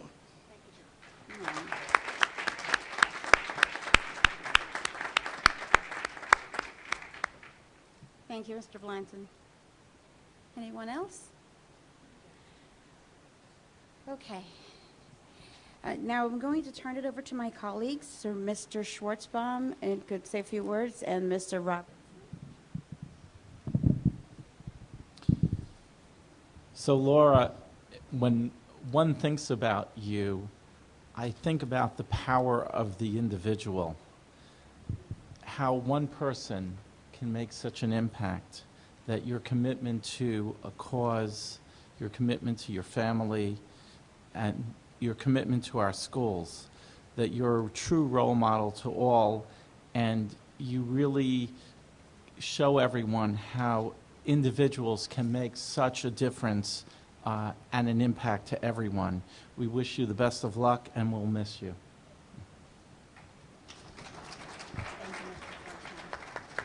Mr. Robertson? Wow. Laura, I feel like I'm just getting started in this journey, and you've been 20 years of service, 20 years of advocacy, 10 years on the board. I can't even imagine that. That's extraordinary. And I'll never forget that you helped me get started. My first campaign. You helped me launch my first campaign and helped to get me on this road. And I still like you. I've learned so much from you. I've learned so much from you on special education, on policy, just on the dynamics of everything from the political environment and just things that I had not had to engage in before. And I want to thank you. You've taught me quite a bit. And while we may not always agree, I could always leave any conversation respecting you and understanding that you come from a place of passion and commitment to our children, passion and commitment to our community, and a place of very strong conviction. And I'll always admire that. And I'll miss your sense of humor. Frankly, you have a career in stand-up. You really do. You really do. You are hilarious. We can't tell all the jokes here, but she's hilarious. Trust me. But it's been quite an adventure and quite a wonderful experience. And I thank you for what you've helped me with and what you've taught me over the years. And I wish you all the best. Thank you. Much love. Thank you, Mr. Robertson. And now we're going to take a short break. I want to say something. Oh, you want to say something? Oh, that's right. It's your last board meeting. That's right. That's right. And I think why don't we let Mr. Okay. Rutsky and then I'll Mr. do the Rutsky? close. Sure. So there's been so many things said, Laura, and Jerry, Dr. Feinside, et cetera, kind of said all of it, and I'm not going to belabor it because the cake is more important right now than what I'm going to say to you, but you understand what everybody does and how hard it is, and to underestimate and blow that off is deflating. So for you to be as thorough and for you to take the time to look at what all of us do to prepare for these meetings and to prepare for whatever it is we're doing, is greatly respected and very much appreciated. Until you sit in this seat, people don't understand what goes on as a board member, and they can see it on the camera, and they can see it from the audience. But when you're making decisions that impact kids' lives, we talk all the time about kids first, and you are definitely kids first. And so when these hard decisions have to be made, and individuals are getting slammed wherever, social media, etc., you don't waver, and you've heard that multiple times. And so when we, as administrators, have to make difficult decisions, and we have the support knowing that the decision is controversial, but it's best for kids, people greatly appreciate that. And I can tell you that I'm not speaking just for myself, I'm speaking for the majority, that that's going to be missed. So it'll be interesting, you know, but it's, I'm happy, very happy for you. I'm sad for all of us, but I'm very happy for you. Congratulations.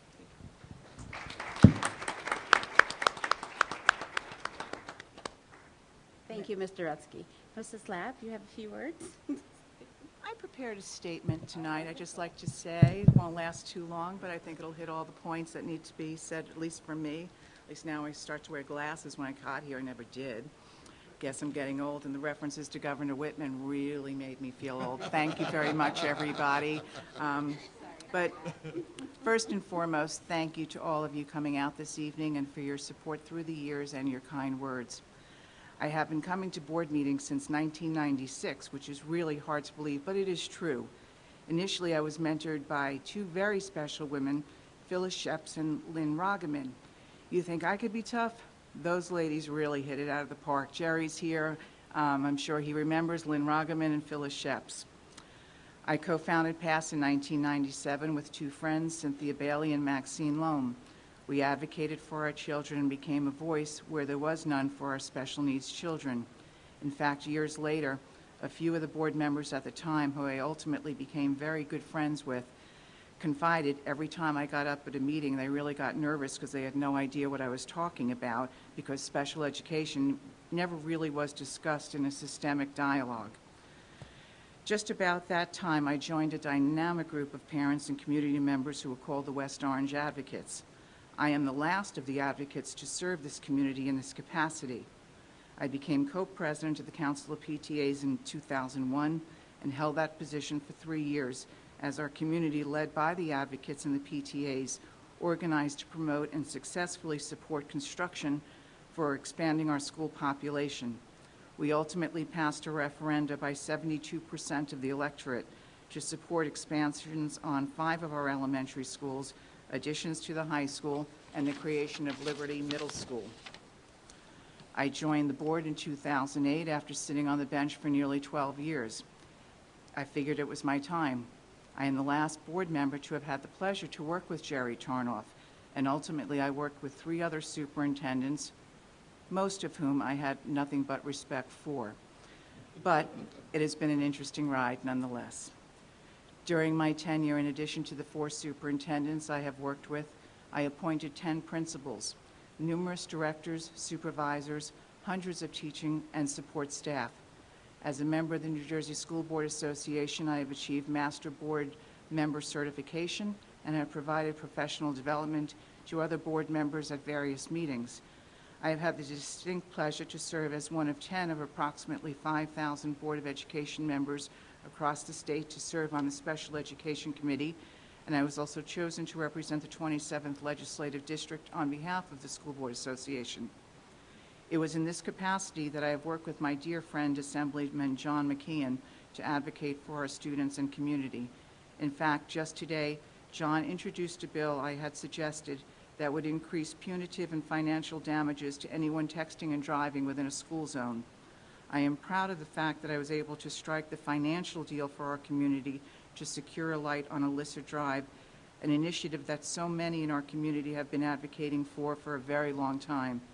It is still in a design phase, and work should begin on the installation by late spring. I have supported countless initiatives to enhance our district, approved multiple courses for our students, actually all of our students, AP courses, honor courses, world language with the introduction of the Chinese program. As Suzanne mentioned, I wholeheartedly endorsed and supported the creation of the Air Force ROTC at our high school. Programs for the students in the middle, special education programming, hiring of reading specialists, and watching our technology department grow by leaps and bounds, and always supporting the fine and performing arts in our district.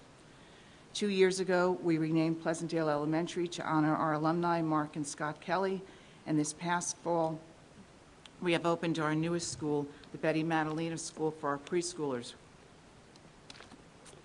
I have supported improvements to all of our facilities for safety, as well as creating more school spirit by the installation of the lights on Suriano Field, which definitely adds a huge sense of community for our residents by the introduction of evening football games and band events.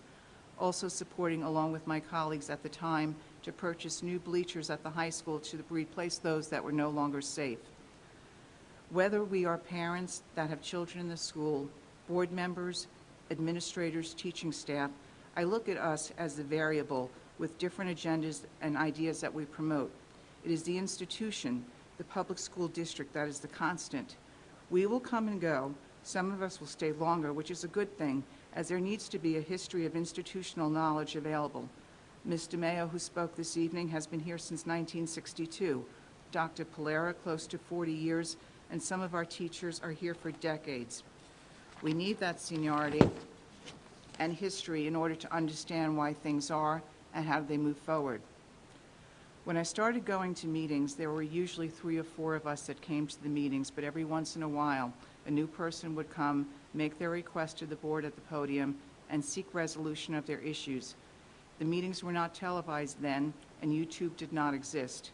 Times have certainly changed.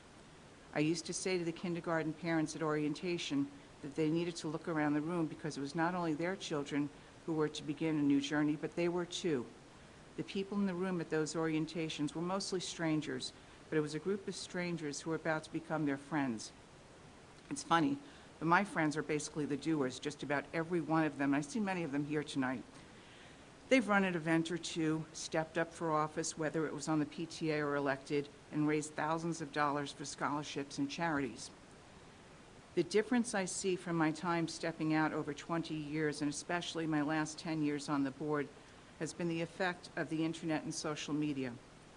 Posting opinions may very well create a dialogue, which can be positive or negative, but it should not be confused for community service.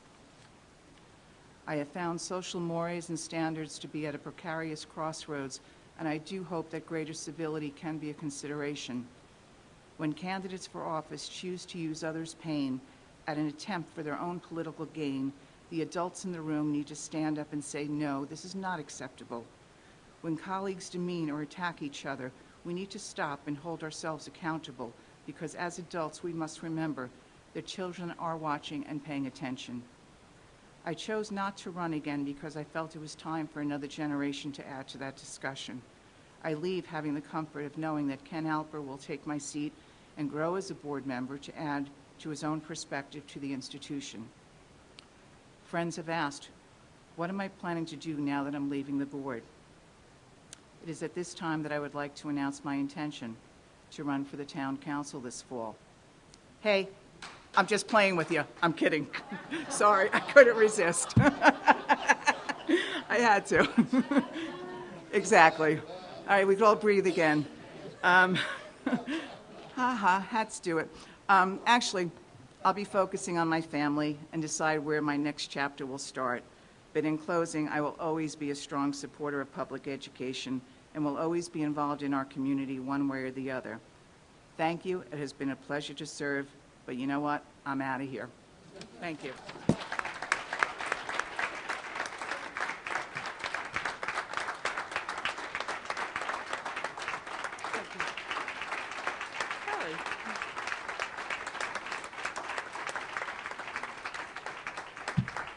Thank you all for coming tonight. Thank you, everyone, for coming tonight. Thank you for your kind words to Laura. We all share in them. We're going to greatly miss her on the board here. Thank you again, Laura, for all your years of service and your dedication. At this time, we're going to take a short break. Mr. Calavano? We're going to take a short break right now for about 5 minutes. Okay? We're going to go ahead and move forward. Again, congratulations to Laura Lab. Thank you for coming out. We're going to go ahead and move forward, and we are making a proposal for a mandatory SAT class. Mr. Moore is ready to present. There are many individuals who were part of this committee. It was a lot of work by a lot of individuals for many, many months. The thought started to come last year, summertime, and then obviously this fall, and here we are tonight. So let me turn it over to Mr. Moore. Well, thank you, Mr. Rutsky. That is a great introduction, and you're right. There's been lots of work on this, and there's a great team of people that you'll hear from tonight that will talk to you a little bit about our required SAT course proposal. One moment, Principal. The board would like to sit up front. Oh, We're yeah, going to show presentation, right? So we'll sit out front? Well, they beat me too, because I was Okay. innocent. Great. Sandra beat me. Did you see the point? Thank you. No.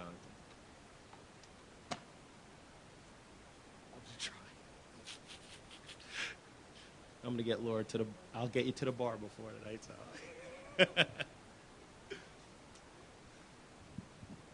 Wait, you guys want it here, right? You don't want me to move it? Yeah, keep it here. Okay.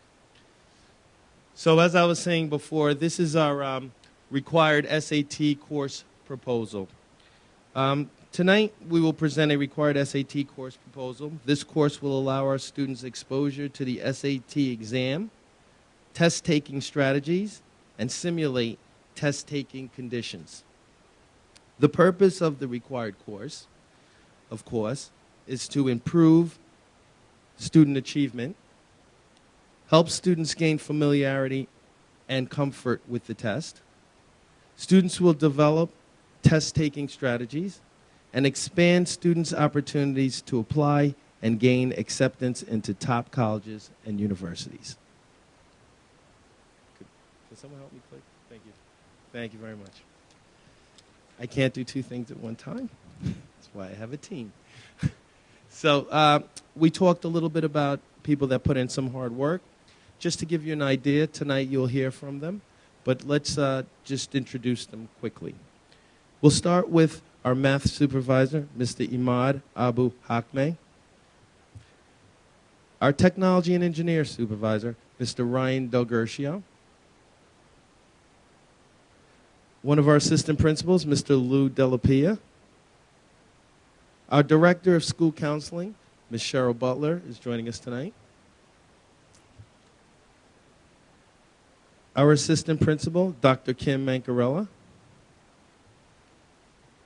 Our supervisor of science, Stephanie Siriano. And our supervisor of language arts, Elizabeth Veneziano. How'd I do? Thank you. Veneziano or Venice? I've been practicing all week is right. I have. She's right. I have been practicing. I want to talk a little bit about this SAT course proposal. The reason we want to implement this intervention. This intervention is in alignment with the district strategic plan, where our main goal is shared here, and that is to improve student achievement. We work on that consistently, but this focus is on the SATs primarily.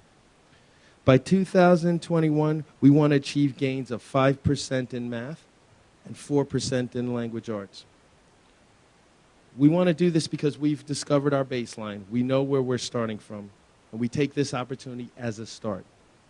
Currently, 67% of our West Orange students meet or exceed the benchmarks of the SAT language arts. And currently, 40% of our West Orange High School students meet and exceed the benchmarks in our SAT mathematics. So we know we have work ahead, but be assured that this group is committed. We are committed and motivated to increase our student achievement when it comes to SATs and, of course, academics, and expand our students' collegiate opportunity and make sure that there's equity and access for all. I'd like to start tonight's presentation by calling Stephanie Soriano to the podium. Stephanie?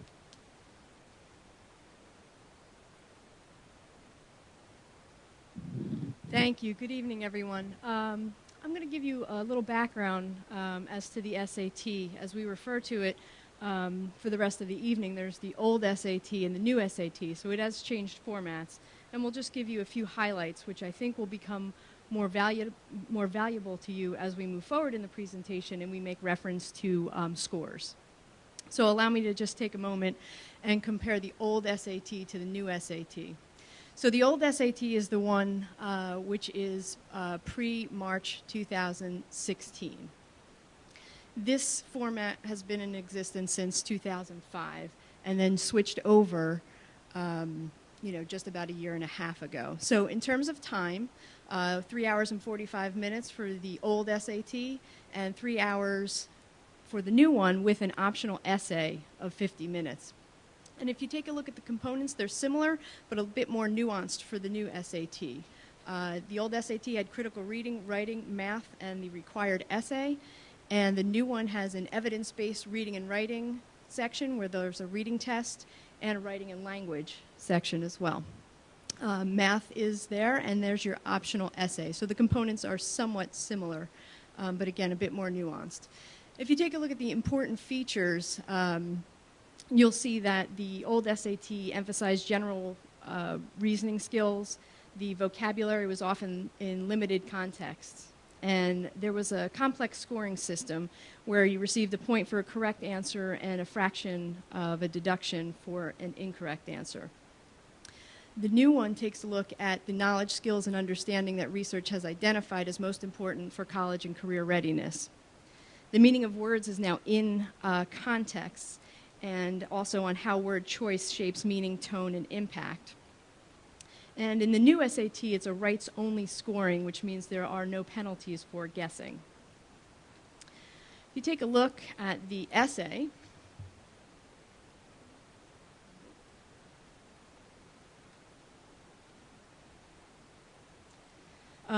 the essay for the old SAT was required and given at the beginning of the SAT and 25 minutes for that writing sample. It tested writing skills where students would take a position on a, when presented with an issue. As far as the new SAT essay, it is optional, and it's really determined by the requirements of the institutions where students will be applying for admission. It is 50 minutes to write the essay, and this essay would test reading, analysis, and writing skills, not just a positional response. And students produce a written analysis provided with a source text. This is probably where you'll see the biggest difference as you move forward through this. The scale for the old SAT ranges from 600 to 2400. And the scale includes ranging from 200 to 800 in 3 different sections. Critical reading, mathematics, and writing, all required. The essay results are then scaled into the multiple choice writing section. For the new SAT, the scale ranges from 400 to 1600. And it is 200 to 800 for the evidence-based reading and writing, 200 to 800 for math, and on the optional essay, a score of 2 to 8 on each of the 3 dimensions of the essay. And again, the essay the essay is reported separately for the new SAT. So as you hear scores coming in, kind of if you can match them up with the year, you'll have more of a accurate context as to the value of those scores.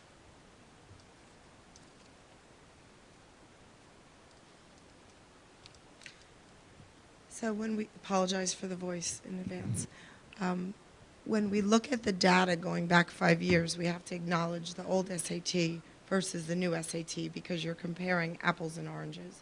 You can't look at the full spectrum. You have to break it down. So looking from 2013 to 2016, what we can surmise from this is we really have a stagnancy of scores. We go up a little, we go down a little, in all areas. In the first section in math, there's a differential of 13 points up and down. In critical reading, a differential of about 7 points. And in the writing, we go up and down within 19 points. So the goal here is to get away from the stagnancy. So let's see if the new SAT had any difference here. Not much difference. So you see 10 difference in math and then pretty much the same. Although this is a new test and it's really hard to gauge with only 2 years of data, the point comes across really clear that we're not really moving. We have different populations and cohorts of kids that go through. It's just human nature that you're going to see some fluctuation, but we have not made great gains or losses here. So one of the reports that come out, the new ones coming out in January, is the New Jersey Performance Reports. And we're judged by that. And so we currently only have 15, 16 to look at for this. And you can see very clearly that we are below the state percentages, 4% in English language arts and 13% in mathematics, so more work to do in mathematics.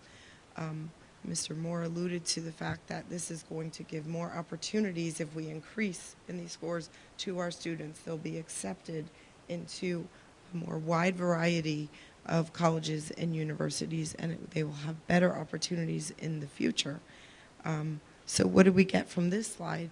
We can't keep doing the same thing. If we want change, we have to implement something different. We need a new initiative, and that's what this presentation is all about. We really felt as a SAT data team that if we want to make a difference and score, we had to almost think of this as training for our kids, that we're training them as athletes to win the Olympics. So here we are going to present to you what we think will make that difference and finally break the stagnancy. Mr. Delapie is going to talk about what we're currently doing, and then we'll move on to what we propose. Good evening. Currently, our SAT prep course consists of one English language arts teacher and one math teacher. They've been the same teachers since 2015. The way it's broken up right now is students, one group, it's first semester, so we'll have one marking period of ELA, and then the groups will switch. They'll have math, and then they flip-flop. So, and also curriculum was also written in 2015, and it is aligned to the redesigned SAT that Stephanie mentioned earlier. And they are currently using the official College Board study guide. And the other piece we have is our SAT boot camp, consisting of one ELA teacher, one math teacher. Teachers vary depending on the session, and this runs 4 to 5 times a year prior to the SAT. It's 8 sessions, 4 days a week over a 2-week period, and it uses an online course, uses a method test prep that we pay for.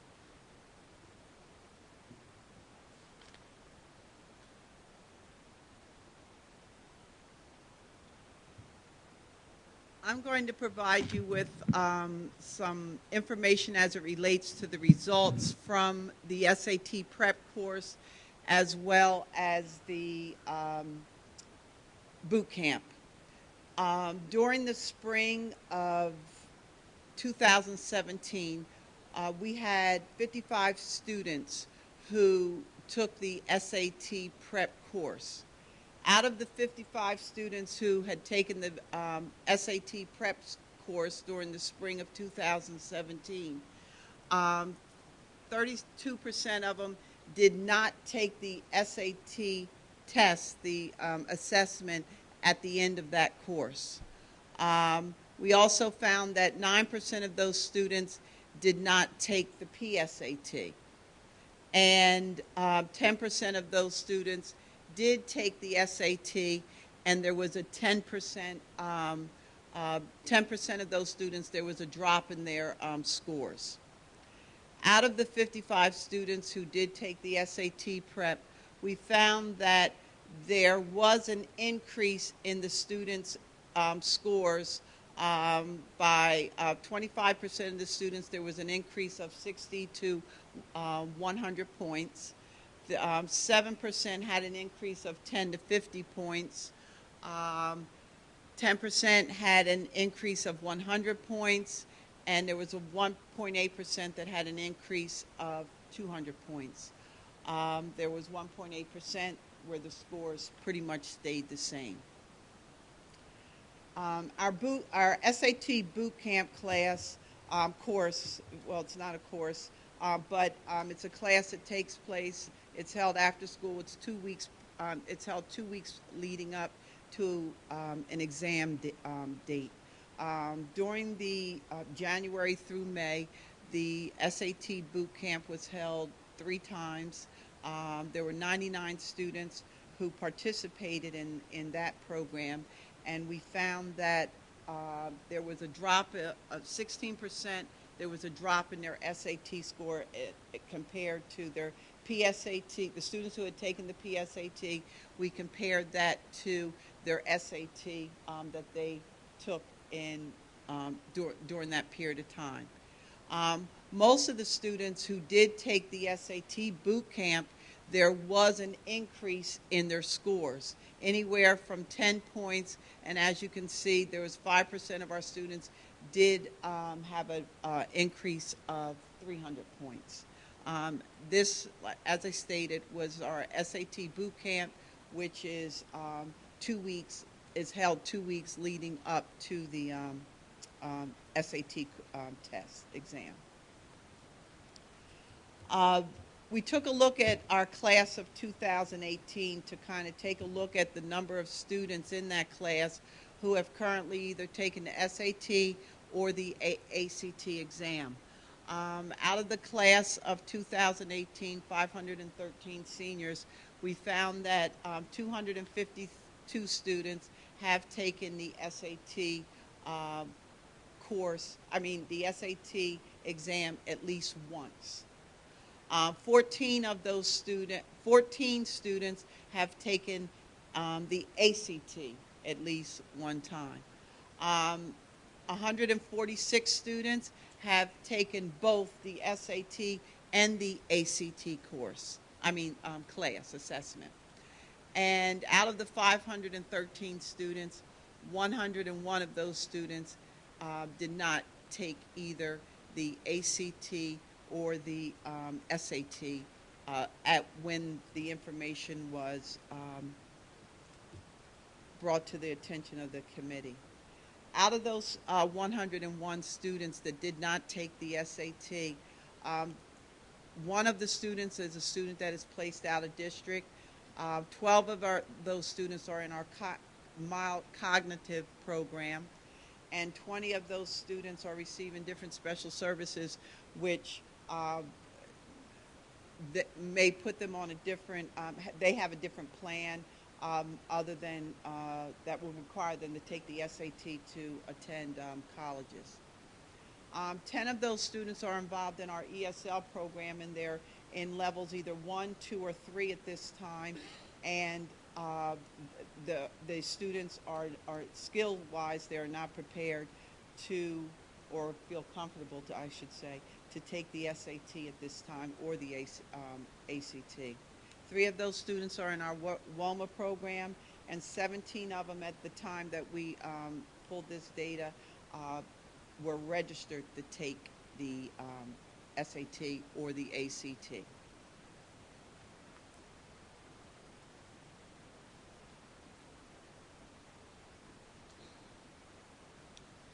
So as Cheryl reported, the majority of our students are taking the SAT. So what we as the data team have been working on, and as Kim kind of said, we really want to make a change. We want to make sure that the SAT is accessible to all of our students. We need to kind of think a little bit differently and not continue the same thing that we're doing. So tonight we are proposing a mandatory SAT course beginning with the class of 2021, which is the current 9th grade class. So the course would be similar to our current SAT prep course in that it would still be a semester where students would have one marking period of ELA and one marking period of math. So altogether, the students would receive 68 hours of SAT prep, 34 in ELA and 34 in math. The SAT course will replace the current after-school fee-based SAT boot camp. So because this would be available for all students, we did not see the need to run the after-school SAT boot camp. And so because we know that we are creating a course that's required, and we know that students are working within a schedule that provides a lot of choice, but different years have different choices. We wanted to make sure that the students still have that choice to see where this course will fit best within their schedule and their four-year high school plan. So students can choose to take the SAT prep course either the second semester of 10th grade or the first semester of 11th grade. So within this course, our students, we provide the PSAT to all of our students here in October every year. So as part of the course, the students' PSAT scores would be linked to the College Board Khan Academy SAT practice, and that is a resource that we do not currently use that we want to bring into the course. And so the guidance department can work with students to link their PSAT scores to the College Board Khan Academy SAT practice. And then that will, their program will identify student strengths and areas in need of improvement. So the students will know exactly based on their PSAT, their strengths and their areas to work on.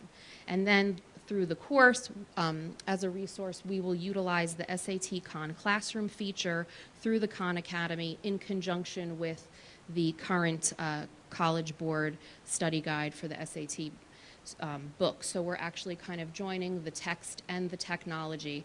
So there's in-class work as well as outside class work, and students can work independently with a plan that's tailored specifically for them, as well as receive coaching, support, and strategies by their teacher within the class. So we did think about, students who could potentially be waived from the course. So we are recommending that students should be waived from taking the course if they received a 550 on the PSAT in both the reading, writing, and math sections. And we currently, our course is a pass-fail, and we really wanted to examine if that was beneficial for our students. So we do recommend that the SAT prep course be graded, but using a student growth portfolio approach rather than our traditional scoring. So Mr. Moore will come up and kind of tell you a little bit more about that process. I think this was the way that we've currently done our SATs is a pass-fail, and I think that Kim touched on it earlier. We need to do something a little different than we were doing it before. And so what we talked about and debated is grading versus pass-fail. I'll tell you a little bit of what I felt and a little bit of what we discovered as a group. I felt grading grabs students' buy-in. And what's nice about this, coming from a special ed background, this is a place where students, they don't have to have a certain score to get an A, but their growth is measured by their individual work and movement towards their gains. So it's a diagnostic approach, because we'll take their PSAT scores, find out areas in which they need to grow. The teacher would set goals with that student to work in those areas. As that student achieves those goals in which they were deficient, they can improve in their grades and they can get a grade alongside that. Therefore, if there are other students that maybe, let's say, work a little harder and math comes a little easier to them and they just seem to be flying and their scores register high, a student that maybe don't achieve the same score can still manage to achieve or earn an A or a B or a very respectable grade because they can work within their area of strength and weaknesses, and they can, but as long as they make a portfolio, what we're saying is as long as they put in the work and the effort and they attain the goals that they sit with their teacher and come up with. I also feel that, you know, student profile rubrics promote self-reflection. And one of the cultures that we want to hone is a culture where students care about their learning and are accountable for their learning. And so they'll care about their GPA and how that affects their GPA. And it also motivates them to stay focused and engaged in what we're trying to achieve. So I think that students, as a byproduct from grading, students are able to set academic goals that can transfer beyond the walls of West Orange High School.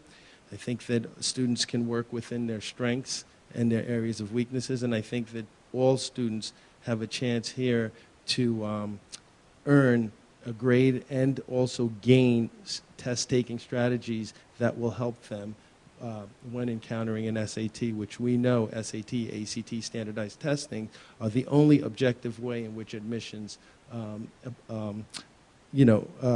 allow students to enter their colleges or accept students to their colleges. Sorry, better word. So I really feel, and I think the group is along the same lines, that grading would be a little bit different. But there is a rubric, and I believe in that portfolio grading, and because it's individualized, and I think that, you know, like special education, that individualized learning, you just can't beat it. I think that it really helps students gain, and it keeps them accountable for their own learning. That's one of the reasons why I'm a big advocate of grading. Come on up. Good evening. On the page before the last one, when my colleague, Mrs. Veneziano, presented, she mentioned 3 critical pieces of information.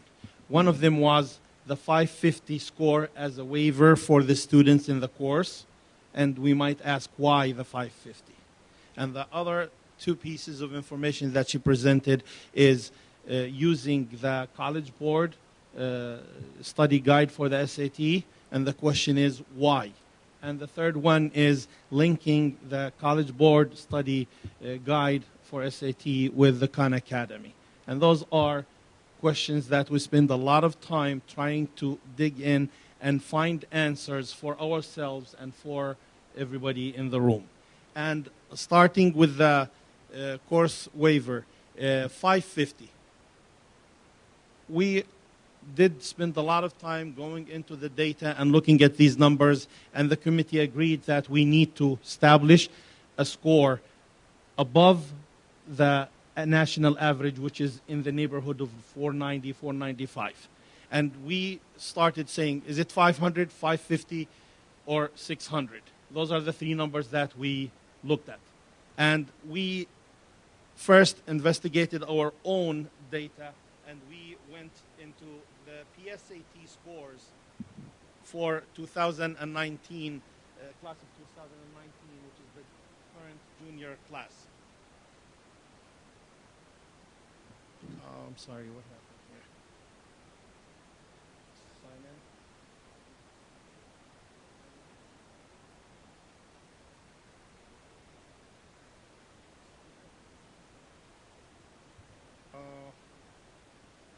Okay, next.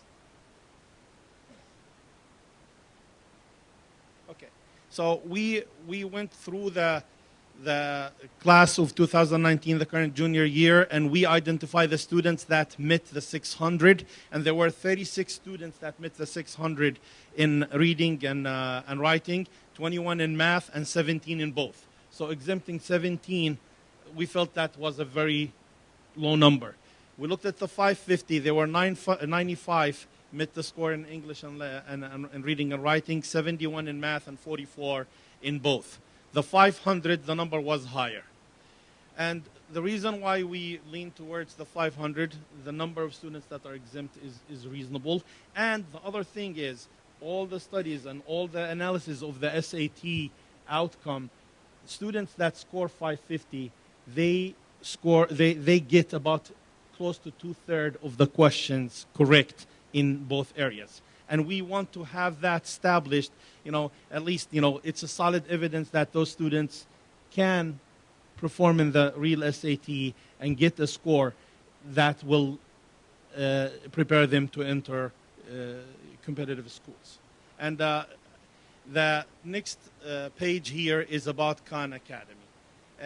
All the research that's done by Khan Academy shows that any student that spends about 20 hours practicing using Khan Academy shows an improvement of an average of 115 points in their score in the subject that they practice in.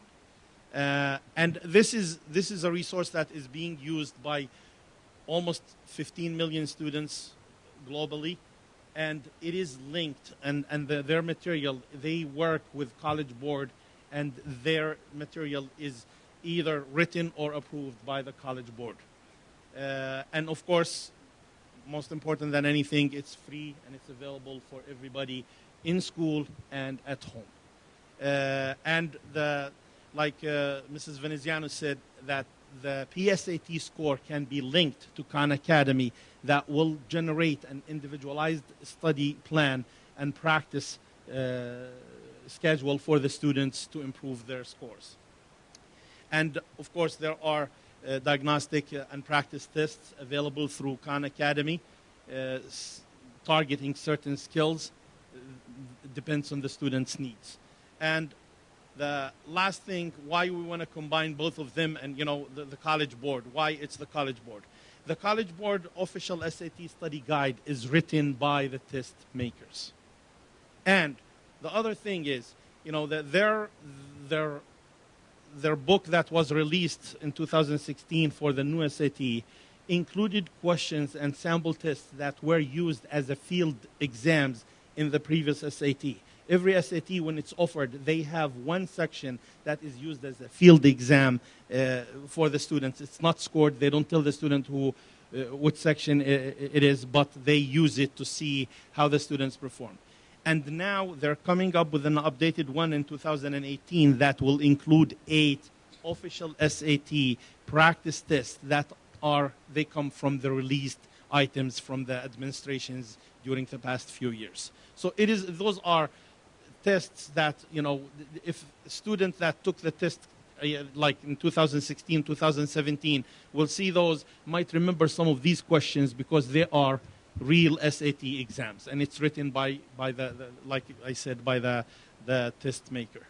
And the last thing here, we strongly feel that we need to give the students the opportunity to practice test-taking strategies under the full, conditions of the test. And we thought about it, and we debate about different options, and the committee is leaning towards giving at least 2 days, one for language art and one for math, as the full test is kind of impossible to administer in 1 day in the school. And that will be our recommendation.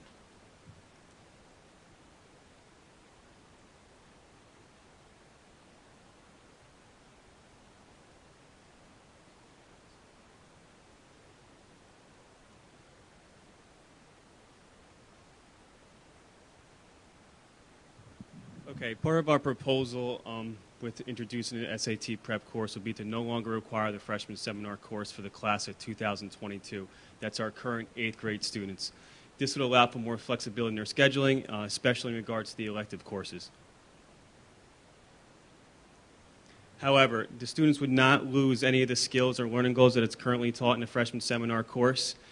For example, one of the skills we teach the freshman seminar students is test-taking strategies. We actually believe that teaching test-taking strategies within a core content course such as freshman level ELA will be much more impactful because they can directly apply that skill into test-taking for ELA.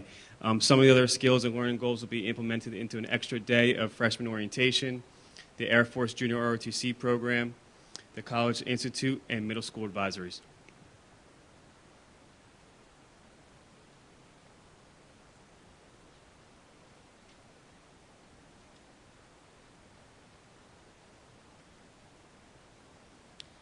So with this new course, we feel that we feel very strongly that we have to make sure that our teachers are prepared in order to prepare our students. So we recommend some deep professional development for our teachers. So the first thing, if this course is approved, is that as the supervisors, we would need to inform our teachers and kind of go through what this course is all about, and then from there identify teachers to instruct this SAT prep course for the next school year. And so before they would be in front of their students, we want to make sure that they are prepared. So we would provide professional development for teachers between January and June of 2018. And that within the PD, we would focus on developing a specific scope and sequence to make sure that the use of Khan, as well as the current College Board text, has a nice cohesive flow, and also developing that growth portfolio rubric so that the teachers have a firm understanding of how to grade the students and how to work with the students on working towards the grade setting goals, how to really work with students in engaging on reflective thinking to create that portfolio grade. We also recommend 3 full-day sessions to include for the ELA math teachers, just to make sure that they understand the SAT test format and what is specifically in math and ELA. Can students expect what type of reading passages, what types of questions, as well as test-taking skills and strategies, the development of the growth rubric, like I said. So those would be part of the PD, as well as digging in deep to the Khan Academy. As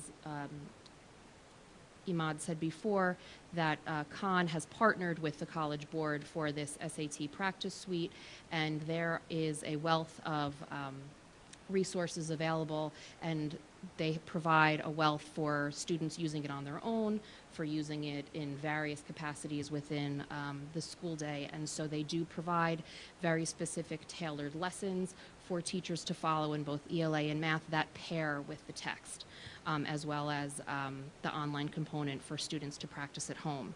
And it all links directly with Google Classroom, which is something that our teachers use in their class every day. And teachers could monitor student progress and how much time they're spending. And then one of the last pieces that we're going to throw out there is that we really want to encourage our ELA and our math teachers to sit for a full administration, whether it's taking the practice test through Khan or through the SAT suites, which we can download as a form of professional development, because we really want to make sure that the teachers have that full experience, because a lot of times we'll kind of go back to when we took the SAT, and many of us took it prior to March of 2016 or prior to 2000. So we just want to make sure that our teachers really understand the students and what they are experiencing. The next piece is we also have looked into partnering with Kaplan for an additional after-school support. So in addition to the SAT course that would be required, we've partnered with Kaplan to provide additional support for interested students who would like to seek additional prep. So working with Kaplan, we can provide 8 sessions at a cost of $799, which is reduced from the $1,000. And that includes 6 3-hour classes during the weekday evening, 2 full-length 3.5-hour practice tests on Saturday mornings. So we also considered being waived from the SAT course requirement. Students completing the Kaplan course must score a 550 in both the reading, writing, and math on the PSAT that takes place in October prior to sophomore year, or score a 550 in both the reading, writing, and math on the SAT during their sophomore year. So this really comes down to we as the faculty, and especially the counseling department, really need to communicate clearly to students and really work with them so they understand I'm required, but here are the choices and flexibility I have within my schedule, and if I want to consider being waived, the things that I need to kind of do and plan accordingly. So we really want to work closely with the counseling department. We already have been. We have Mary Kehoe on our team, who's been wonderful, as well as other counselors that we pull in from time to time, to just make sure that if this course, when we were to move forward, we make sure we communicate all of the parameters to our students so that they're fully prepared when they're making their choices.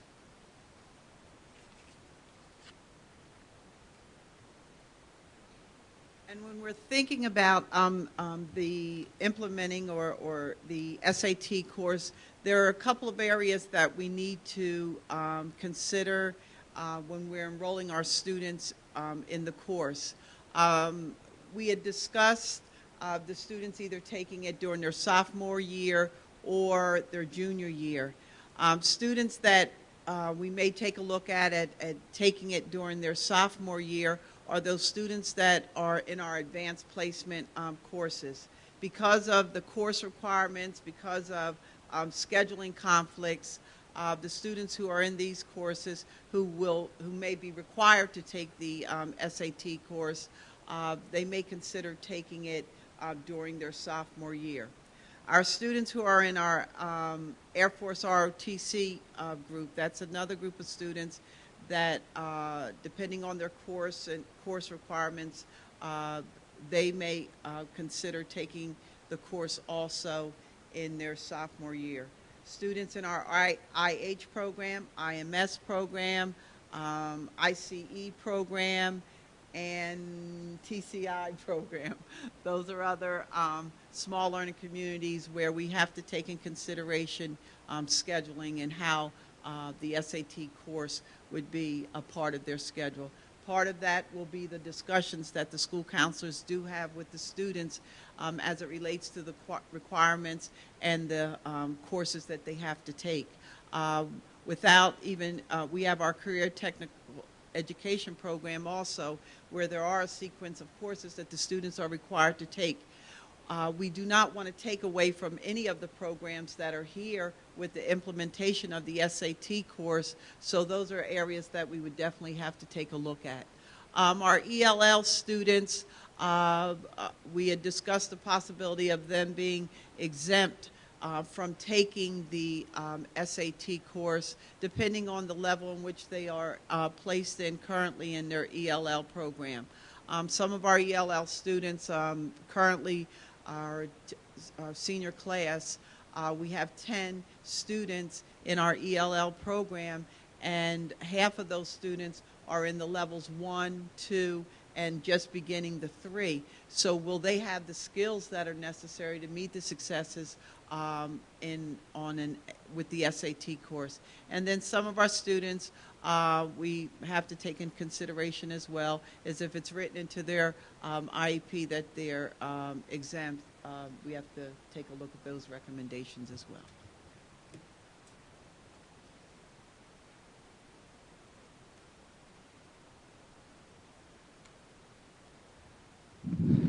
All right, as we move towards the conclusion of our presentation, we wanted to make mention of some additional recommendations.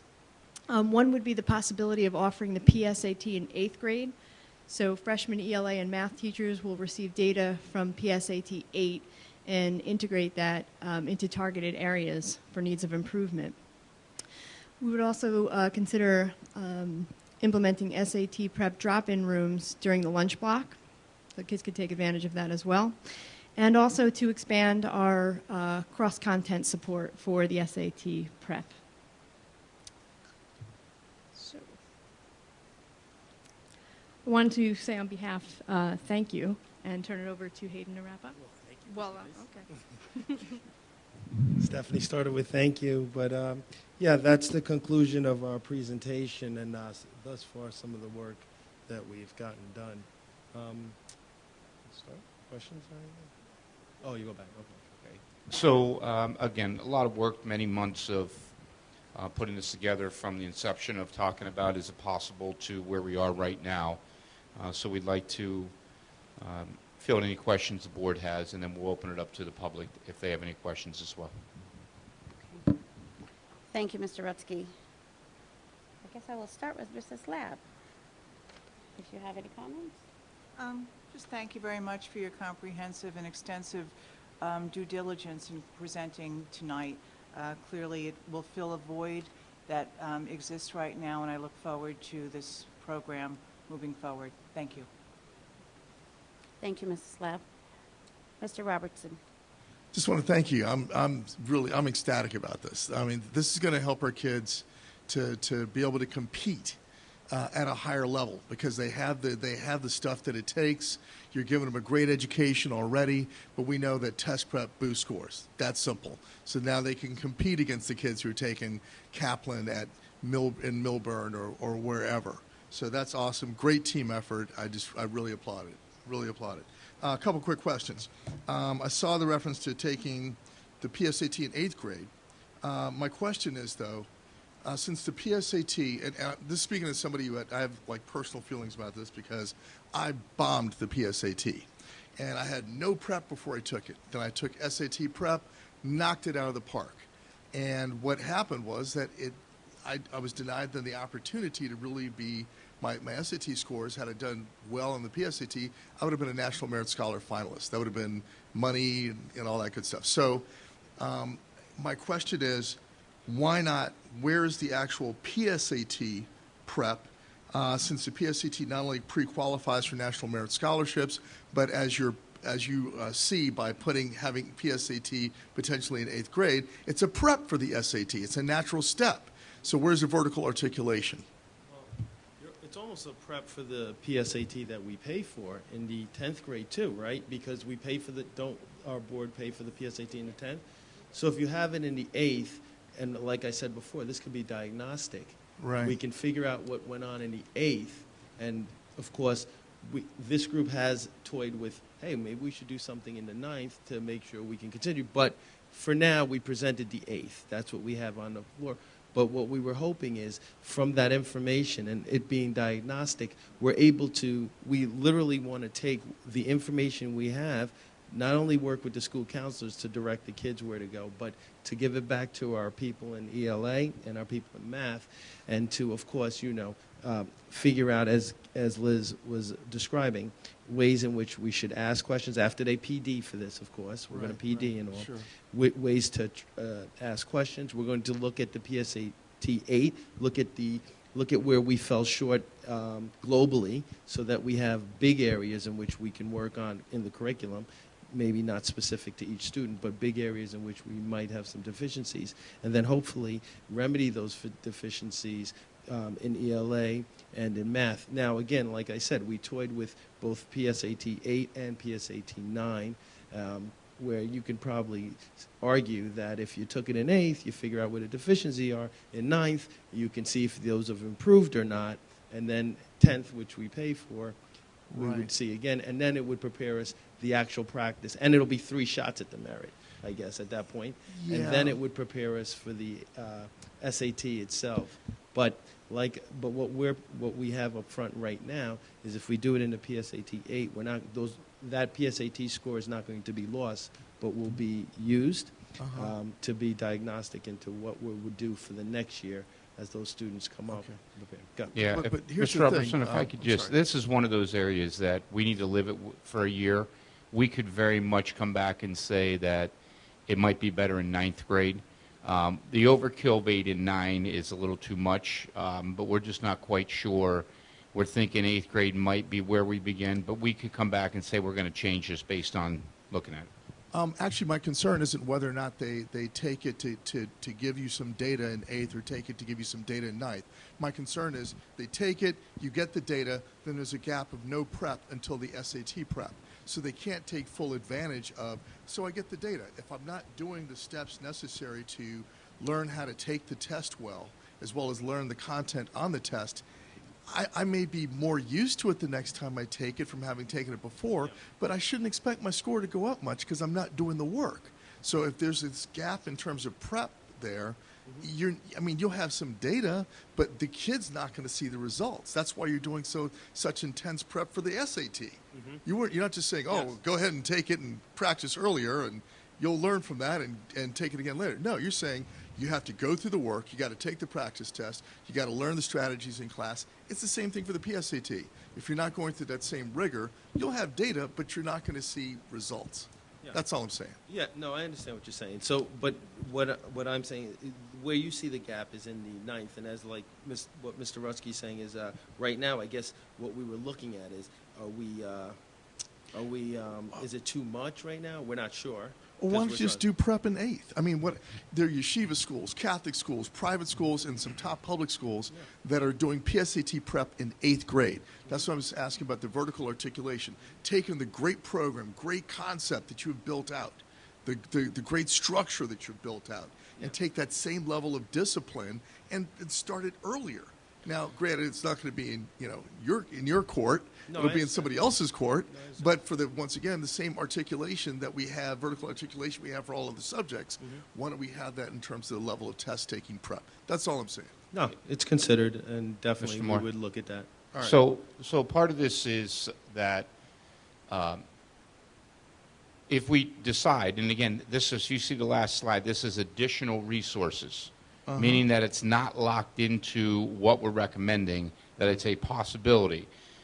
It could be that we have this taught in 9th grade based on the 8th grade results, and we already know that we're infusing things in 8th grade to align to it. So we're coming at it 2 different ways, but remember, this is a brand new approach, and we're not sure. That's why we said additional. Well, it's We're a just great not approach. sure yet. No, I'm all for the approach because you have the layers that you have there in terms of the material from the college boards themselves, the additional prep that's available through Khan Academy, and then potentially that third layer with Stanley Kaplan. So I'm sold on the program. I'm just saying do it more, do it earlier. Next question is, as I looked at the stats for the boot camp, and granted what you're doing is so much more intensive and it's going to be so much more beneficial than the boot camp.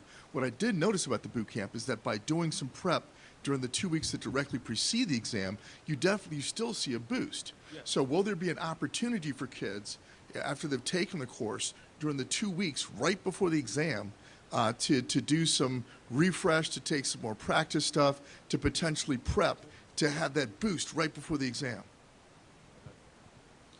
Well, the boot, right. Liz, you got it? Okay. So right now we thought, well, perhaps with this course we may not necessarily need the boot camp. Students may, within having the course during their schedule, may not find the need. But, I think we can still kind of keep that on the back burner and see the student interest.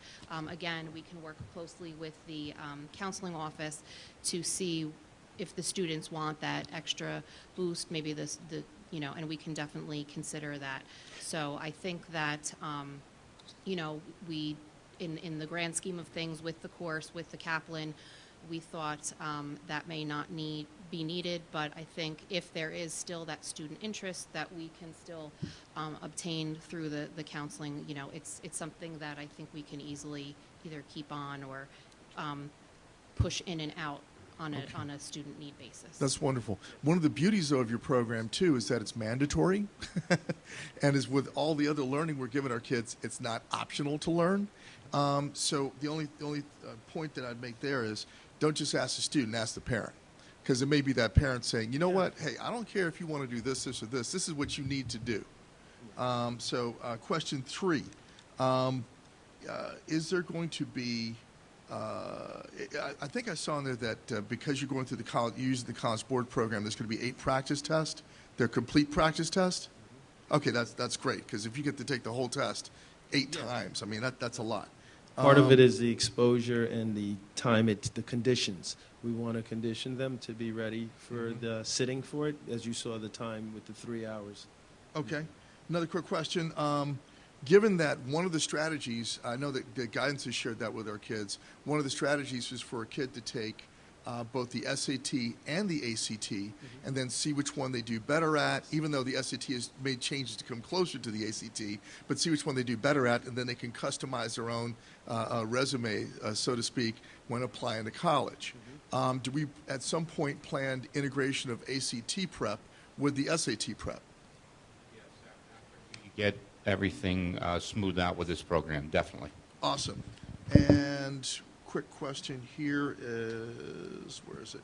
I noticed, okay, I know it's, you know, great rationale for setting the 550 in both as a potential cutoff. I would note that top students, and I'll use, you know, the experience I had where what was bombing for me on the PSAT was still above the national average, but if I hadn't taken that prep, Yale would not have existed for me. And you have kids who are, you know, going to Milburn, going to Livingston, wherever, who may have that 550, but guess what? Mom or dad is still going to say, you know what, you got to get your butt in the classroom this summer and take Stanley Kaplan. Are you sure that 550 should be the cutoff, and what type of encouragement will be given to those kids to say, you know what, this could be the difference between going to Syracuse, and if you boost 100 or 200 points, the difference between going to Syracuse and going to Princeton. Well, we're not saying that they can't take the course. Right, but the encouragement. If I'm told, you know what, I have so many other electives I want to take, and I can waive myself out of this, Yeah. you know.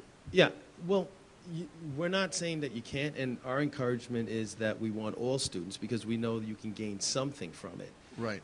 But we are going to have certain students that say, listen, I need this elective, I'd like to take this particular elective, and sometimes students that have scores of 550 or students that were, you know, that are, let's use for lack of a better term, high flyers, they might not be interested, and this is something they might be doing on the outside that they say to us, whether it's fiscal or just aptitude, they say, look, I would not like to skimp on my electives. I really want to take these electives. We just feel that that student should have an opportunity based on their work. But it's not discouraged for them to take, nor, and they, yeah, no. They still have access. They still I would have just access. say, Yeah. I would just think about selling it. No, we letting would that sell kid it know as that, you know everyone's what, doing. you have good scores, but you know what could happen if you had great scores, and what the difference could be, and the opportunities open for you. And I'll look at somebody like Mr. Denberg loves telling a story about how he got Mr. Perfect in the math SAT, and how he ended up kind of being forced into prep because his friend's mother, who now actually does it for a lot of our kids, had them, and you have to go through the prep before you all go out and hang out or play. Yeah. And I'm just thinking that, you know, super bright guy already, but if we sell it and say, look, hey, great score, but suppose you could boost that 100 points or 150 points. What colleges would you have the opportunity for, or scholarships would you have the opportunity for that you won't if you just keep it right where you are and cruise? That's the only thing I'm saying. But thank you. This is awesome. I'm so excited about what you've done, and I really applaud your effort. Thank you. Mr. Schwartzbaum? First of all, thank you. It really is very comprehensive. Quick question, is there any way to implement this for the current sophomores and juniors, or is it the professional development issue? Well, I'm glad you brought up professional development because we really want to work from that piece because we think we got to give this a good effort. You know, we came up with the freshmen as we met on this, and along the way we spoke with Mr. Rutsky a little bit, giving him an idea of where we'd like to go with it, and we thought that it would be fair to the freshmen and then the next incoming group to change the game on them because you are affecting their electives. You are affecting their electives and their courses. We did consider doing it, but we were thinking about the freshmen that we have now and then the group coming up, and if we implement something as they come in, you know, maybe they have a chance to look at the whole program, their parents have a chance to understand what we're doing, and our teachers have a chance to be professionally developed before teaching them. So there's a few things, a few steps along the way that we considered when we came up with that suggestion.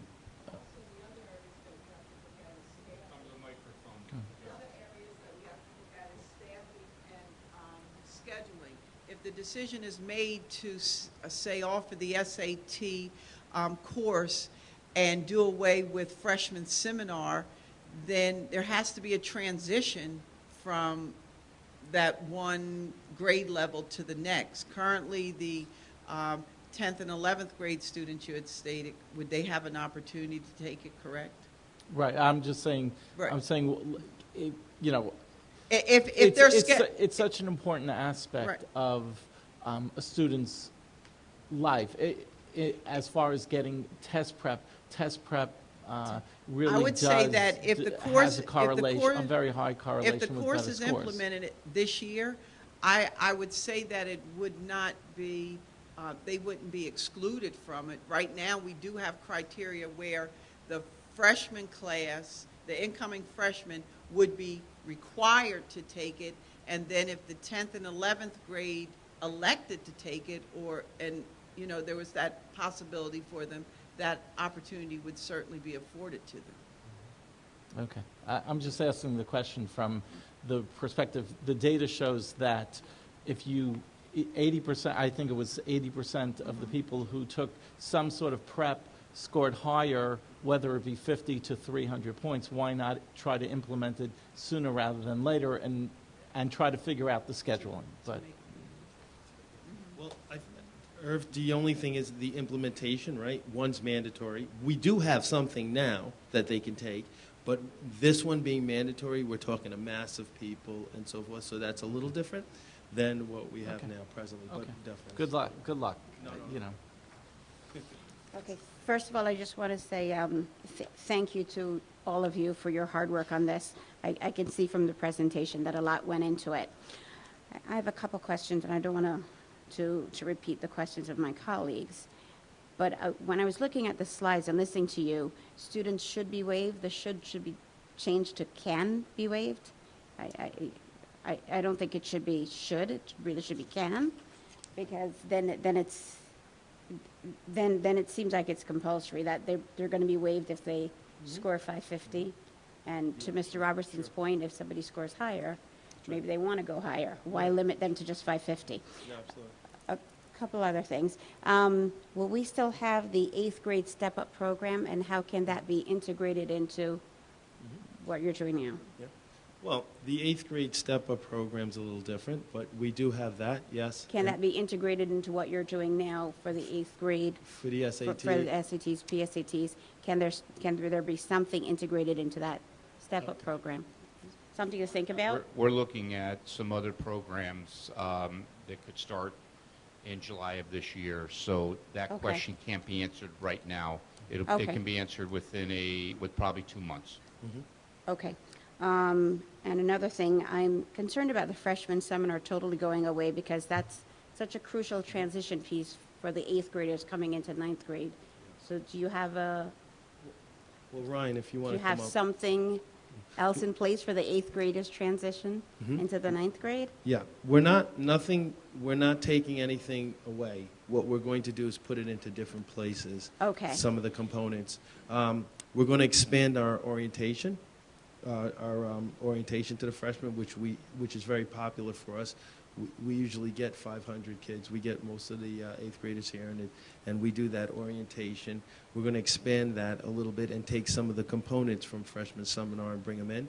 We're also going to, Liz, who is our supervisor of language arts, has opened up for us in the freshman seminar, so we're going to implement some of that, some of the character education stuff, some of the tech, like learning the building, getting to know people. We're going to implement some of that in the ELA, because they all freshmen have to take an ELA course. Ryan, you want to speak a little bit more about where we're going with? We do have a chart that has each individual learning goal and skill and what program it's going into, but like Hayden said, we do have an extra day. We're going to plan for freshman orientation that'll cover a lot of those preliminary entering into West Orange High School, so it'll help with that transition from 8th grade to freshman year. We do have a chart. I don't know if the chart's on there. Oh, okay. Well, there's a chart which we provided Mr. Rutsky to show him where each component of it and where we could place it so that we didn't lose the components of the freshman seminar. Okay. And my last question is, have you taken a look at the students who do not take the SATs? And is it a question of the fee for the SAT? And are students being told that in some cases the fee for the SATs will be waived to increase participation? Yeah. Okay.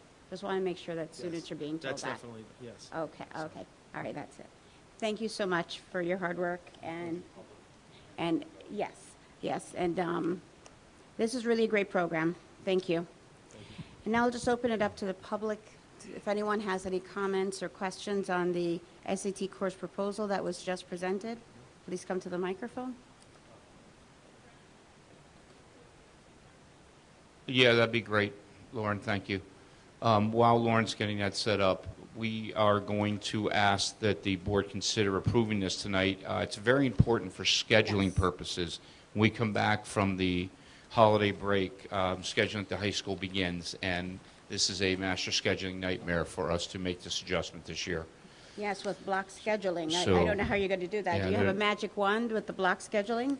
Well, we have several talented master schedules. One Annette happens to be Ms. Townsend. Townsend, yeah. Oh, So, yes. Yeah. Sorry, Sue. I remember those many scheduling meetings with the implementation of the small learning communities. I remember those well. Thank you, Ms. Towson. Susan Duarte, 14 Culling Place. I have a question as far as like staffing is concerned. Like freshman seminar, which you'd be getting rid of, you know, like an art teacher can teach it, or you know, a math teacher, whatever. I guess it depends upon how many sections they have, you know, in their day.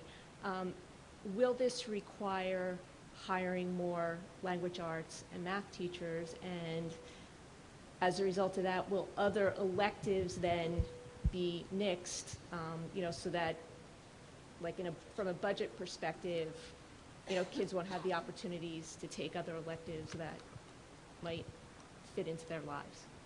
Yes to everything you said. There could be an increase in language arts and math staffing. There could be a reduction in other areas because of freshman seminar, and we won't know that. We do staffing projections. We start in the middle of January, then do it again in the middle of February in preparation for the budget. But we anticipate the answer being yes to all of that. We don't have specifics until we really get in and build the master schedule. So you have no idea what the net cost of all this We would be know to- that the increase in language arts and math is going to be minimal, and we know that the loss from freshman seminar is going to be minimal. So there'll be very little change of what we're projecting. We just don't have specifics yet, Sue. Okay. Thank you, Sue.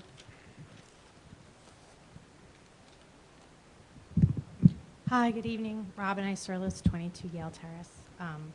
I took down some notes, but I wanted to thank you for your presentation and all of your efforts in putting this together. It seemed like a great deal of work.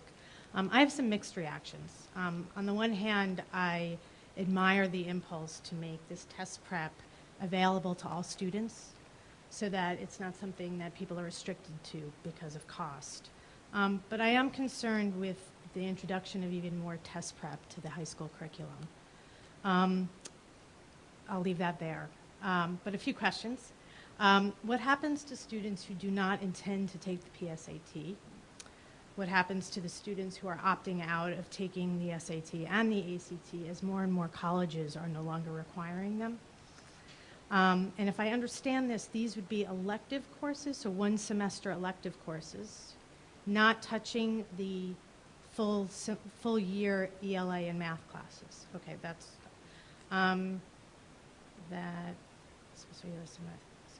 okay. And then can you talk a little bit more about how supervisors will identify those who will be assigned to teach these classes? Thank you. Thank you, Ms. Iserlis. Okay, so you are correct on the availability for all students. That was very important to the committee and very important to us as we were talking about that this needs to be available for all students. And yes, so that's a given.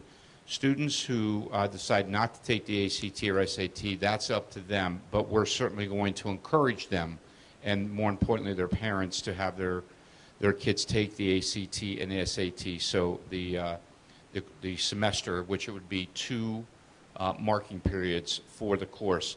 As far as the supervisors assigning, we'd be looking at our current staff and understanding what their skill set is aligned to what this new course is going to offer.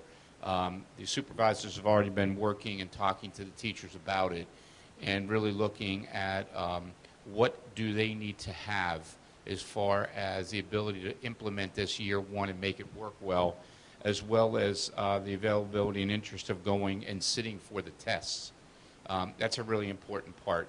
So there's a lot of variables to all pieces of that, but it's no different than when we look for other teachers in certain subject areas, the specific skill set, and when you're talking about a high school, certainly the course itself, do they have the knowledge, do they have the background, you know, have they taught it before, et cetera. There's a lot of things that we go through to try to determine who would be most successful in a course.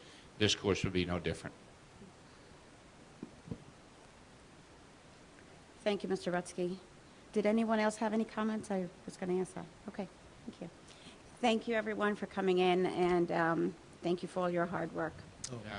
Thank you, guys. Thank you. I know it's been a long day for all of you. Yes. It's going to be a short night. I know. Thank you very, very much. Appreciate it. Really, really fine work. Okay. Mr. Rutsky, do you have an HIB report for us? Yes.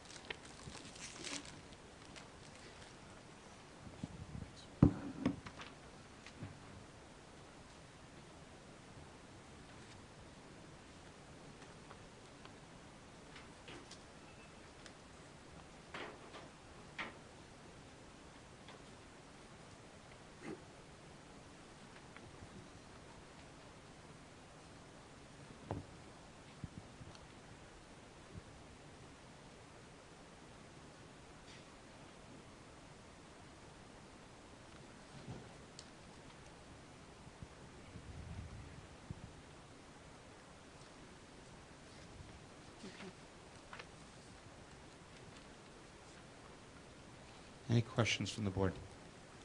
No, thank you. It seems like there are a lot more than usual.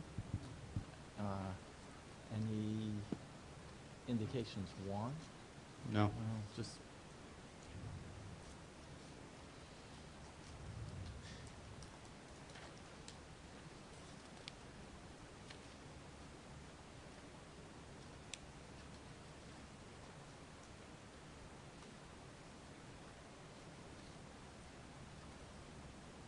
We okay to move on? I'm good. I'm good.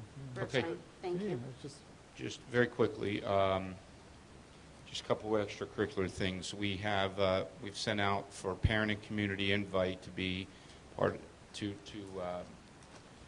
submit their interest in the evaluation of the math program. So we'll see what we get as far as the community invite and what we get as far as the parent invite.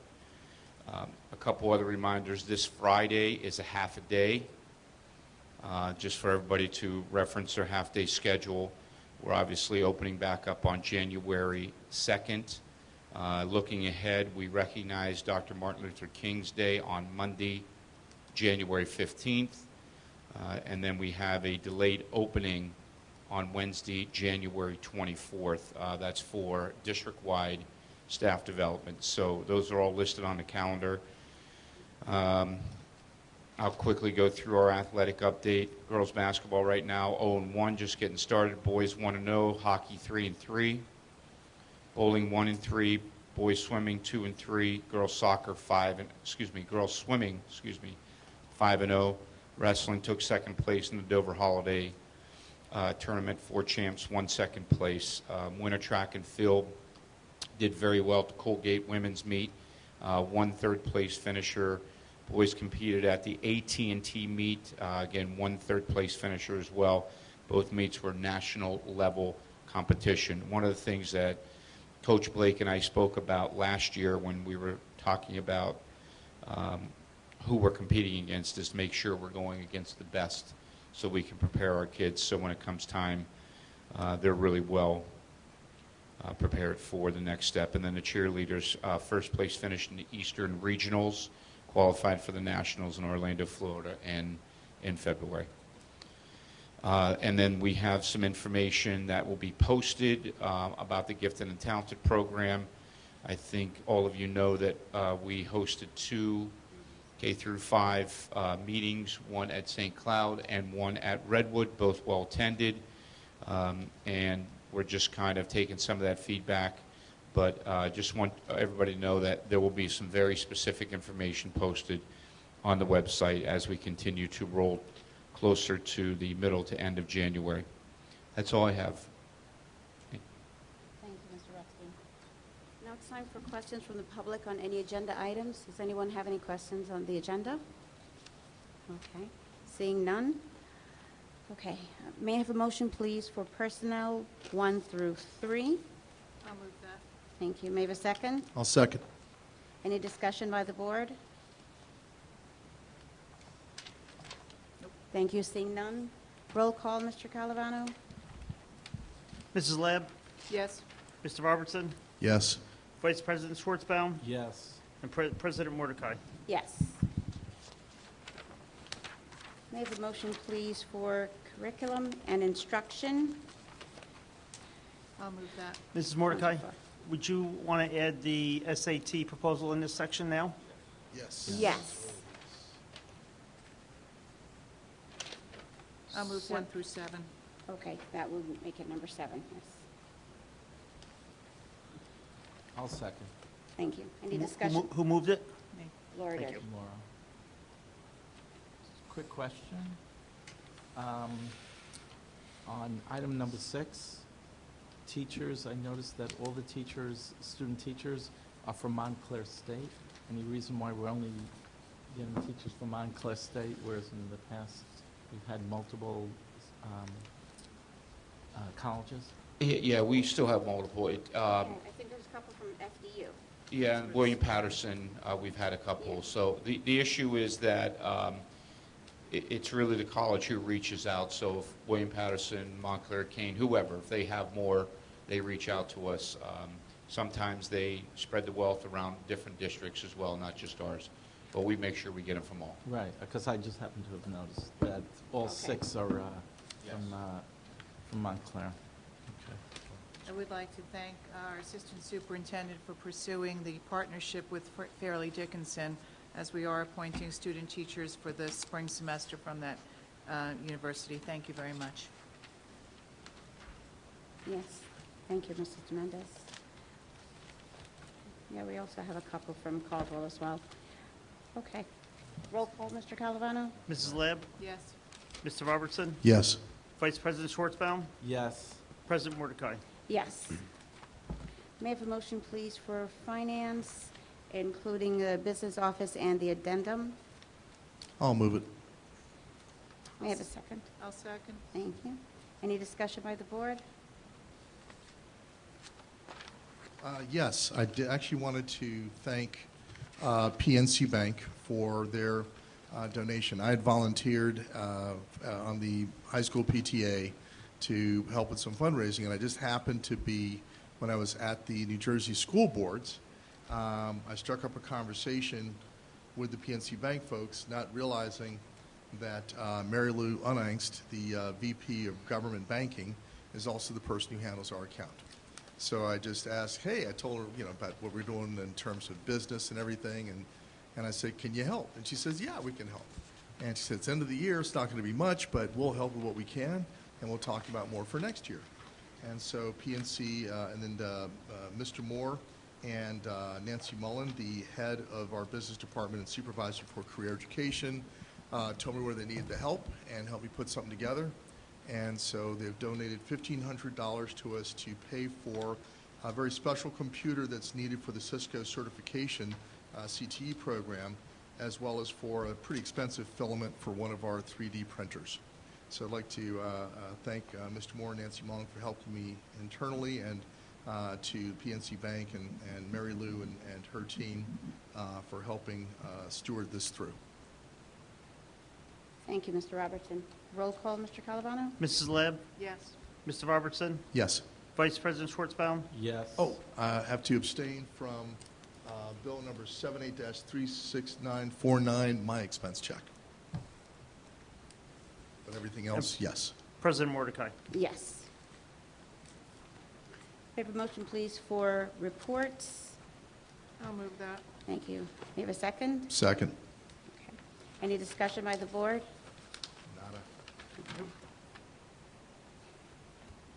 Roll call, Mr. Calavano? Mrs. Lab? Yes. Mr. Robertson? Yes. Vice President Schwartzbaum? Yes. President Mordecai. Yes. Okay, now it's time for a report from the board president and board members.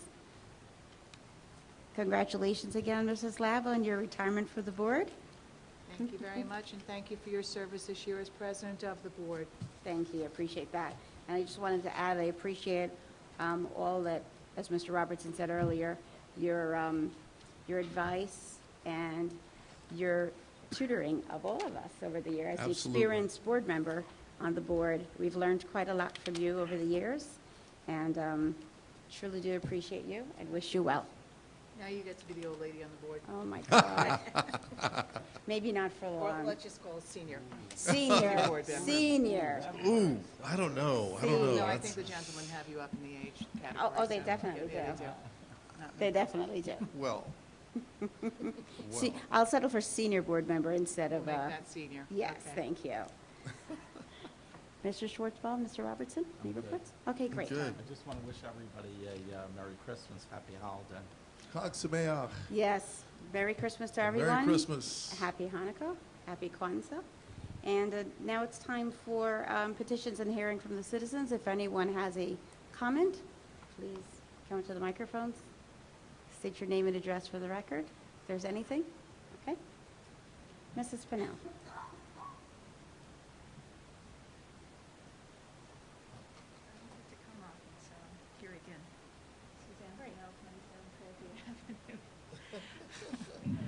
I know, no secret. As I do every year for the past few years, I'm here to thank you, Superintendent Rutsky and everybody, principals, teachers, and mostly the students of our schools. Our church sponsors a giant collection for the troops, and everything from toiletries to snacks and all other kinds of essentials, but the most important ingredient in the boxes that we send are the cards and letters, mostly from children. And West Orange contributes hundreds and hundreds, thanks to the inspiration from the principals and teachers.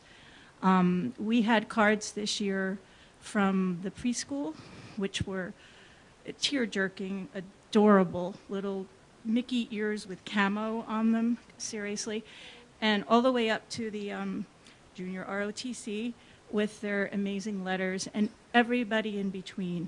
Cynthia packed them all up and delivered them to our packing day. And some of the boxes that went everywhere, Iraq, Afghanistan, ships, Navy ships, all around the world, bases in the United States.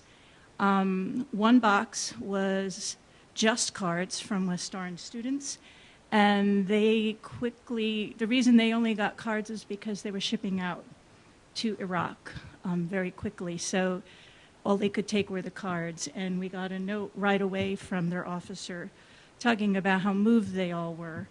One of our alumni, who is in the Marines, stationed down in Georgia, called his mother when the boxes came for him. And he had multiple boxes, so they were shared. And his words brought his mother to tears. He doesn't communicate a lot. He's a Marine. He's tough. God bless him. But he'll be deployed sometime in the near future. And those cards were unbelievably moving to him, as they are. Every response we've gotten so far has been just that. Our students are absolutely amazing. And I can't tell you, I wish I could have kept them all to show you, but since we can't, I did have one from a middle schooler that I took a picture of. It's very short, but I just wanted you to hear these words. It says, "Dear Mr., Ms., Mrs. Soldier, thank you for constantly risking your life for me and the rest of America. You don't know me and I don't know you, But what I do know is that you are brave, amazing, and caring. This isn't much, but you are amazing, and you deserve to have amazing holidays. Happy, happy holidays from Tamika, a kid at Liberty Middle School, West Orange, New Jersey. And she represented our town and our students and our schools and everybody involved beautifully. And I'm done, but God bless you. Thank you again. Thank you. So happy. Thank you. God bless you. Okay. Anyone else? Okay. Seeing none, may I have a motion, please, to adjourn? Oh, the next Board of Ed meeting will be January 4th at 8 p.m. at West Orange High School. It will be our reorganization meeting. So this is actually my last meeting as president. And come January 4th, the board will be reorganizing to install Mr. Alper as our new board member. Yay. Sorry. That's okay. Motion to adjourn? Oh, I'll be happy to make that motion. I'll make Thank you. Have a good night, everyone. Happy holidays. Happy holidays. Get home safe.